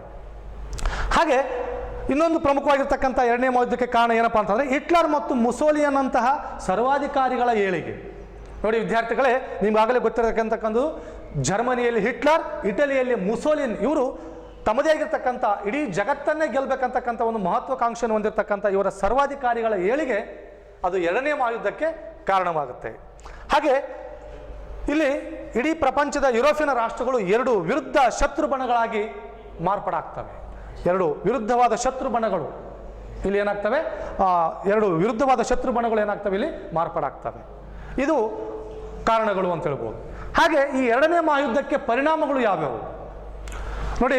ಎರಡನೇ ಮಹಾಯುದ್ಧ 1945ರಲ್ಲಿ ಮುಕ್ತಾಯಗೊಂಡಾಗ ಏನೆಲ್ಲ ಸಾವು ನೋವುಗಳು, ಏನೆಲ್ಲ ಒಂದು ಬದಲಾವಣೆಗಳಾಗ್ತವೆ ಅಂತ ಹೇಳಿದ್ರೆ ಮಾನವ ಚರಿತ್ರೆಯಲ್ಲಿ ಹೆಚ್ಚಿನ ಸಾವು ನೋವುಗಳು ಇಲ್ಲಿ ಸಂಭವಿಸ್ತವೆ. ನೋಡಿ, ಎರಡನೇ ಮಹಾಯುದ್ಧ ಎಂದೂ ಕಂಡು ಕೇಳರಿಯದೇ ಇರತಕ್ಕಂಥ ಮಾನವ ಚರಿತ್ರೆಯಲ್ಲಿ ಹೆಚ್ಚಿನ ಸಾವು ನೋವುಗಳು ಈ ಒಂದು ಯುದ್ಧದಲ್ಲಿ ಕಂಡು ಬರ್ತವೆ, ಸಂಭವಿಸ್ತವೆ. ಎರಡನೇದಾಗಿ ಜಗತ್ತಿನ ರಾಜಕೀಯ ಮತ್ತು ಸಾಮಾಜಿಕ ಸಂರಚನೆಯನ್ನು ಬದಲಾವಣೆ ಮಾಡಿತು ಯುದ್ಧ. ನೋಡಿ, ಎರಡನೇ ಮಹಾಯುದ್ಧ ಜಗತ್ತಿನ ರಾಜಕೀಯ ಭೂಪಟವನ್ನೇ ಬದಲಾವಣೆ ಮಾಡುತ್ತೆ, ಸಾಮಾಜಿಕ ಸಂರಚನೆಯನ್ನೇ ಬದಲಾವಣೆ ಮಾಡುತ್ತೆ. ಹಾಗೆ ಈ ಯುದ್ಧ ರಾಷ್ಟ್ರಸಂಘದ ಜಾಗದಲ್ಲಿ ವಿಶ್ವಸಂಸ್ಥೆ ಸ್ಥಾಪನೆ ಆಯಿತು. ನೋಡಿ, ಮೊದಲೇ ಯುದ್ಧ ನಡೆದ ಮೇಲೆ 1919ರಲ್ಲಿ ರಾಷ್ಟ್ರಸಂಘ, ದ ಲೀಗ್ ಆಫ್ ನೇಷನ್ ಅಂತಕ್ಕಂಥ ಒಂದು ರಾಷ್ಟ್ರಸಂಘ ಸ್ಥಾಪನೆ ಆಯಿತು. ನಂತರ ಎರಡನೇ ಮಹಾಯುದ್ಧ ನಡೆದ ಮೇಲೆ ಅದೇ ಜಾಗದಲ್ಲಿ 1945 ಅಕ್ಟೋಬರ್ 24ರಂದು ವಿಶ್ವಸಂಸ್ಥೆ ಅಂತಕ್ಕಂಥ ಒಂದು ಇನ್ನೊಂದು ಜಾಗತಿಕ ಸಂಸ್ಥೆ ಏನಾಗುತ್ತೆ, ಇಲ್ಲಿ ಸ್ಥಾಪನೆಯಾಗುತ್ತೆ. ಈ ಎರಡನೇ ಮಹಾಯುದ್ಧ ಇನ್ನೊಂದು ಯುದ್ಧ ನಡಿಬಾರ್ದು ಅನ್ನೋ ದೃಷ್ಟಿಯಲ್ಲಿ ಇಟ್ಕೊಂಡು ವಿಶ್ವಸಂಸ್ಥೆ ಅಂತಕ್ಕಂಥ ಒಂದು ಸಂಘ ಏನಾಗುತ್ತೆ, ಇಲ್ಲಿ ಹುಟ್ಕೊಳ್ಳುತ್ತೆ. ಹಾಗೆ ಮುಂದಿನ ಒಂದು ಅಂಶ, ರಷ್ಯಾ ಮತ್ತು ಅಮೆರಿಕ ಪರಸ್ಪರ ವಿರೋಧಿಯಾದ ಶಕ್ತಿಶಾಲಿ ದೇಶಗಳಾದವು. ನೋಡಿ, ರಷ್ಯಾ ಮತ್ತು ಅಮೆರಿಕ ಇವು ಪ್ರಪಂಚದ ಎರಡು ಬಲಿಷ್ಠ ರಾಷ್ಟ್ರಗಳಾಗಿ ಉದಯವಾಗ್ತವೆ. ಅಷ್ಟೇ ಅಲ್ಲದೆ ಶಕ್ತಿಶಾಲಿ ರಾಷ್ಟ್ರಗಳಾಗಿ ಏನಾಗ್ತವೆ, ಮುಂದೆ ಶಿಥಿಲ ಸಮರಕ್ಕೆ ನಾಂದಿ ಹಾಕ್ತವೆ. ನೋಡಿ, ಎರಡೂ ದೇಶಗಳ ನಡುವೆ ಕೋಲ್ಡ್ ವಾರ್ ಅಥವಾ ಶೀತಲ ಸಮರ ಅಂತ ಏನು ಹೇಳ್ತೀರಿ, ಆ ಶೀತಲ ಸಮರಕ್ಕೆ ಈ ಎರಡೂ ದೇಶಗಳು ಏನಾಗ್ತವೆ, ಒಂದು ಸಾಕ್ಷಿ ಆಗ್ತವೆ. ಮುಂದೆ ಏಷ್ಯಾ ಮತ್ತು ಆಫ್ರಿಕಾದ ವಸಾಹತುಗಳು ಸ್ವಾತಂತ್ರ್ಯ ಹೊಂದಿದವು. ನೋಡಿ, ಎರಡನೇ ಮಹಾಯುದ್ಧ ನಡೆದ ಮೇಲೆ ಏಷ್ಯಾ ಮತ್ತು ಆಫ್ರಿಕಾದ ಕೆಲವೊಂದು ವಸಾಹತುಗಳು ಅಂದರೆ ಕೆಲವೊಂದು ದೇಶಗಳು ಏನಾಗ್ತವೆ, ಈ ಎರಡನೇ ಮಹಾಯುದ್ಧ ನಡೆದ ಮೇಲೆ ಅವು ಸ್ವಾತಂತ್ರ್ಯವನ್ನು ಹೊಂದಿದವು ಅಂತಕ್ಕಂಥದ್ದು ನಮಗಿಲ್ಲಿ ಗೊತ್ತಾಗುತ್ತೆ. ಇವು ಸಾಮಾನ್ಯವಾಗಿ ಎರಡನೇ ಮಹಾಯುದ್ಧದ ಪರಿಣಾಮಗಳು ಅಂತ ನಾವಿಲ್ಲಿ ನೋಡ್ಬೋದು. ವಿದ್ಯಾರ್ಥಿಗಳೇ, ಈ ಒಂದು ಅಧ್ಯಾಯದಲ್ಲಿ ಮುಂದಿನ ಒಂದು ಪ್ರಶ್ನೆ, ಈಗಾಗಲೇ ಗೊತ್ತಿರತಕ್ಕಂಥ ಒಂದು ಪ್ರಶ್ನೆ, ಚೀನಾ ಕ್ರಾಂತಿಯ ಪರಿಣಾಮಗಳಾವು. ನೋಡಿ, ಚೀನಾ ಕ್ರಾಂತಿಯ ಪರಿಣಾಮಗಳಾವು. ಹಾಗಾದರೆ ಈ ಚೀನಾ ಕ್ರಾಂತಿ ನಡೆದ ಮೇಲೆ ಆ ಚೀನಾ ದೇಶದಲ್ಲಿ ಏನೆಲ್ಲ ಬದಲಾವಣೆ ಆಯಿತು ಅಂತ ಹೇಳಿದ್ರೆ, ಚೀನಾದಲ್ಲಿ ಸಾಮೂಹಿಕ ಕೃಷಿ ಪದ್ಧತಿಯನ್ನು ಜಾರಿಗೆ ತರಲಾಯಿತು. ನೋಡಿ, ಚೀನಾದಲ್ಲಿ ಸಾಮೂಹಿಕ ಕೃಷಿ ಪದ್ಧತಿಯನ್ನು ಜಾರಿಗೊಳಿಸ್ತಾರೆ. ಹಾಗೆ ಚೀನಾದಲ್ಲಿರ್ತಕ್ಕಂಥ ಪ್ರತಿಯೊಬ್ಬ ನಾಗರಿಕರಿಗೆ ಉಚಿತವಾಗಿ ಶಿಕ್ಷಣ, ಆರೋಗ್ಯ, ವೈದ್ಯಕೀಯ ಸೌಲಭ್ಯ ಮೊದಲಾದ ಸೌಲಭ್ಯಗಳನ್ನು ನೀಡಲಾಗುತ್ತೆ. ನೋಡಿ, ಚೀನಾದಲ್ಲಿ ಉಚಿತವಾಗಿ ಶಿಕ್ಷಣ ಕೊಡ್ತಾರೆ, ಆರೋಗ್ಯ ಕೊಡ್ತಾರೆ, ವೈದ್ಯಕೀಯ ಮೊದಲಾದ ಶಿಕ್ಷಣ, ಹೀಗೆ ಅನೇಕ ರೀತಿಯ ವಸತಿ ಸೌಲಭ್ಯ, ಹೀಗೆ ಎಲ್ಲ ಥರವಾಗಿರ್ತಕ್ಕಂಥ ಸೌಲಭ್ಯವನ್ನು ಇಲ್ಲಿ ನೀಡ್ತಾರೆ. ಹಾಗೆ ಕೈಗಾರಿಕಾ ಬೆಳವಣಿಗೆಗೆ ಸಾಧಿಸಲಿಕ್ಕೆ ವಿಜ್ಞಾನ ಮತ್ತು ತಂತ್ರಜ್ಞಾನಕ್ಕೆ ತುಂಬ ಮಹತ್ವವನ್ನು ನೀಡಲಾಗುತ್ತೆ. ನೋಡಿ ವಿದ್ಯಾರ್ಥಿಗಳೇ, ಚೀನಾದಲ್ಲಿ ಕೈಗಾರಿಕೆಗಳನ್ನು ಅಭಿವೃದ್ಧಿಗೊಳಿಸಲಾಗುತ್ತೆ. ಕೈಗಾರಿಕೆಗಳ ಅಭಿವೃದ್ಧಿ ಸಾಧಿಸಲಿಕ್ಕೆ ವಿಜ್ಞಾನ ಮತ್ತು ತಂತ್ರಜ್ಞಾನಕ್ಕೆ ತುಂಬ ಮಹತ್ವವನ್ನು ನೀಡಲಾಗುತ್ತೆ. ಹಾಗೆ ಮುಂದಿನ ಅಂಶ ಏನಪ್ಪ, ಚೀನಾದ ಕ್ರಾಂತಿಯ ನಂತರ ಆಗಿರ್ತಕ್ಕಂಥ ಬದಲಾವಣೆಗಳು ಅಂತಂದರೆ ಮುನ್ನಡೆಯ ಮಹಾಜಿಗಿತ. ನೋಡಿ, ಲೀಪ್ ಫಾರ್ವರ್ಡ್ ಅಂತ ಹೇಳ್ತೀವಿ ನಾವು. ಮುನ್ನಡೆಯ ಮಹಾಜಿಗಿತ ಅಂತಕ್ಕಂಥ ಯೋಜನೆಯನ್ನು ಕೂಡ ಇಲ್ಲಿ ಜಾರಿಗೆ ತರಲಾಗುತ್ತೆ. ಮುನ್ನಡೆಯ ಮಹಾಜಿಗಿತ ಯೋಜನೆಯನ್ನು ಕೂಡ ಇಲ್ಲಿ ಜಾರಿಗೆ ತರಲಾಗುತ್ತೆ. ಹಾಗೆ ಸರ್ಕಾರಿ ಆಸ್ತಿಯನ್ನು ಅಥವಾ ಖಾಸಗಿ ಆಸ್ತಿಯನ್ನು ಸಮಾಜ ಆಸ್ತಿಯನ್ನಾಗಿ ಪರಿವರ್ತಿಸಲಾಗುತ್ತೆ. ಚೀನಾದ ಪ್ರತಿಯೊಂದು ಖಾಸಗಿ ಆಸ್ತಿಯನ್ನು ಪ್ರತಿಯೊಬ್ಬ ಜನರಿಗೂ ಸಿಗಬೇಕಂತ ಹೇಳ್ಬಿಟ್ಟು ಸಮಾಜದ ಆಸ್ತಿಯನ್ನಾಗಿ ಇಲ್ಲಿ ಏನು ಮಾಡ್ತಾರೆ, ಪರಿವರ್ತಿಸ್ತಾರೆ. ಈ ರೀತಿಯಾಗಿ ಚೀನಾದ ಕ್ರಾಂತಿಯ ನಂತರ ಈ ಎಲ್ಲ ಬದಲಾವಣೆಗಳು, ಈ ಎಲ್ಲ ಬೆಳವಣಿಗೆಗಳು, ಈ ಎಲ್ಲ ಪರಿಣಾಮಗಳು ಇಲ್ಲಿ ಏನಾಗ್ತವೆ, ಉಂಟಾಗ್ತವೆ. ಮುಂದಿನ ಪ್ರಶ್ನೆ, 5ನೇ ಪ್ರಶ್ನೆ, ರಷ್ಯಾವನ್ನು ಅಮೆರಿಕಕ್ಕೆ ಸವಾಲಾಗುವಂತೆ ನಿರ್ಮಾಣ ಮಾಡುವಲ್ಲಿ ಜೋಸೆಫ್ ಸ್ಟಾಲಿನ್ನ ಪಾತ್ರವೇನು? ನೋಡಿ ವಿದ್ಯಾರ್ಥಿಗಳೇ, ರಷ್ಯಾವನ್ನು ಅಮೆರಿಕದ ದೇಶಕ್ಕೆ ಸವಾಲಾಗುವಂತೆ ನಿರ್ಮಾಣ ಮಾಡುವಲ್ಲಿ ಜೋಸೆಫ್ ಸ್ಟಾಲಿನ್ ಅವರು ಯಾವ ರೀತಿಯಾಗಿರ್ತಕ್ಕಂಥ ಒಂದು ಯೋಜನೆಗಳನ್ನು ಹಾಕ್ಕೊಳ್ತಾರೆ, ಯಾವ ರೀತಿಯಾಗಿರ್ತಕ್ಕಂಥ ಒಂದು ಸಾಧನೆಗಳನ್ನು ಮಾಡ್ತಾರೆ ಅಂತ ಹೇಳಿಬಿಟ್ರೆ, ನೋಡಿ ಇಲ್ಲಿ ನಾವು ನೋಡೋದಾದರೆ ರಷ್ಯಾದಲ್ಲಿ ನೋಡಿ ಪ್ರಪಂಚದಲ್ಲಿ ಮೊಟ್ಟ ಮೊದಲು ಪಂಚವಾರ್ಷಿಕ ಯೋಜನೆಗಳನ್ನು ಜಾರಿಗೊಳಿಸ್ತಾರೆ. ಸ್ಟಾಲಿನ್ ಏನು ಮಾಡ್ತಾನೆ ಅಂದರೆ ರಷ್ಯಾದಲ್ಲಿ ಪಂಚವಾರ್ಷಿಕ ಯೋಜನೆಗಳನ್ನು ಜಾರಿಗೊಳಿಸ್ತಾನೆ. ಹಾಗೆ ರಷ್ಯಾ ದೇಶವನ್ನು ರಷ್ಯಾ ಬಾಹ್ಯಾಕಾಶ ವಿಜ್ಞಾನದಲ್ಲಿ ಮೊದಲ ಮಾನವ ಸಹಿತ ಉಪಗ್ರಹವನ್ನು ಉಡಾವಣೆ ಮಾಡ್ತಾರೆ. ನೋಡಿ ರಷ್ಯಾ ದೇಶದಲ್ಲಿ ಬಾಹ್ಯಾಕಾಶ ವಿಜ್ಞಾನದಲ್ಲಿ ಮೊದಲ ಮಾನವ ಸಹಿತ ಉಪಗ್ರಹವನ್ನು ಇಲ್ಲಿ ಉಡಾವಣೆ ಮಾಡಲಾಗುತ್ತೆ. ಹಾಗೆ ರಷ್ಯಾ ಸಮಾಜವಾದಿ ದೇಶಗಳ ಬಣದ ನಾಯಕತ್ವವನ್ನು ಕೂಡ ವಹಿಸ್ಕೊಳ್ಳುತ್ತೆ. ರಷ್ಯಾ ಸಮಾಜವಾದಿ ದೇಶಗಳ ಬಣದ ನಾಯಕತ್ವವನ್ನು ಇಲ್ಲಿ ಕೂಡ ವಹಿಸ್ಕೊಳ್ಳುತ್ತೆ.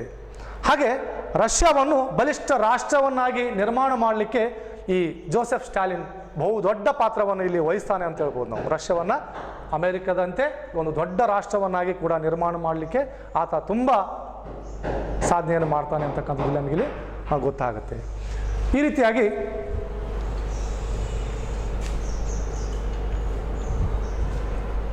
ಈ ರೀತಿಯಾಗಿ 20ನೇ ಶತಮಾನದ ರಾಜಕೀಯ ಆಯಾಮಗಳಲ್ಲಿ ಇನ್ನೂ ಬಹು ನಿರೀಕ್ಷಿತವಾಗಿರ್ತಕ್ಕಂಥ ಪ್ರಶ್ನೆಗಳು ಅಂತ ಹೇಳಿಬಿಟ್ರೆ, ಸಾಮಾನ್ಯವಾಗಿ ಈ ಒಂದು ಅಧ್ಯಾಯದಲ್ಲಿ ರಷ್ಯಾ ದೇಶದಲ್ಲಿ ಲೆನಿನ್ನ ಪಾತ್ರ ಇದು ಕೂಡ ತುಂಬ ಮುಖ್ಯವಾಗಿರ್ತಕ್ಕಂಥ ಒಂದು ಪ್ರಶ್ನೆ ಅಂತ ಹೇಳ್ಬೋದು ನಾವು. ಹಾಗೆ ಶೀತಲ ಸಮರ ಎಂದರೇನು, ಶೀತಲ ಸಮರಕ್ಕೆ ಕಾರಣಗಳು ಮತ್ತು ಶೀತಲ ಸಮರದ ನಂತರ ಇಲ್ಲಿ ಆಗಿರ್ತಕ್ಕಂಥ ಒಪ್ಪಂದಗಳ ಆವುವು ಅಂತಕ್ಕಂಥದ್ದು ನಾವು ಇಲ್ಲಿ ತಿಳ್ಕೊಳ್ಬೇಕಾಗತ್ತೆ. ಈ ರೀತಿಯಾಗಿ ಈ 20ನೇ ಶತಮಾನದ ರಾಜಕೀಯ ಆಯಾಮಗಳಲ್ಲಿ ಪ್ರಮುಖವಾಗಿರ್ತಕ್ಕಂಥ ಅಂಶಗಳನ್ನು ನಾವು ಇವತ್ತು ತಿಳ್ಕೊಂಡಿದ್ದೀವಿ. ಈ ಎಲ್ಲ ಪ್ರಶ್ನೆಗಳಿಗೆ ಉತ್ತರಗಳನ್ನು ವಿದ್ಯಾರ್ಥಿಗಳು ತಾವು ಗಮನ ವಹಿಸಿ ಎಲ್ಲ ಪ್ರಶ್ನೆಗಳ ಉತ್ತರಗಳನ್ನು ಕೂಡ ನೀವು ಆದಷ್ಟು ಮನನ ಮಾಡಿಕೊಳ್ಳೋದ್ರ ಜೊತೆಗೆ ಮುಂದಿನ ಪರೀಕ್ಷೆಗೆ ತಯಾರಾಗಬೇಕಂತ ತಮ್ಮಲ್ಲಿ ಕಳಕಳಿಯ ವಿನಂತಿ. ಧನ್ಯವಾದಗಳು.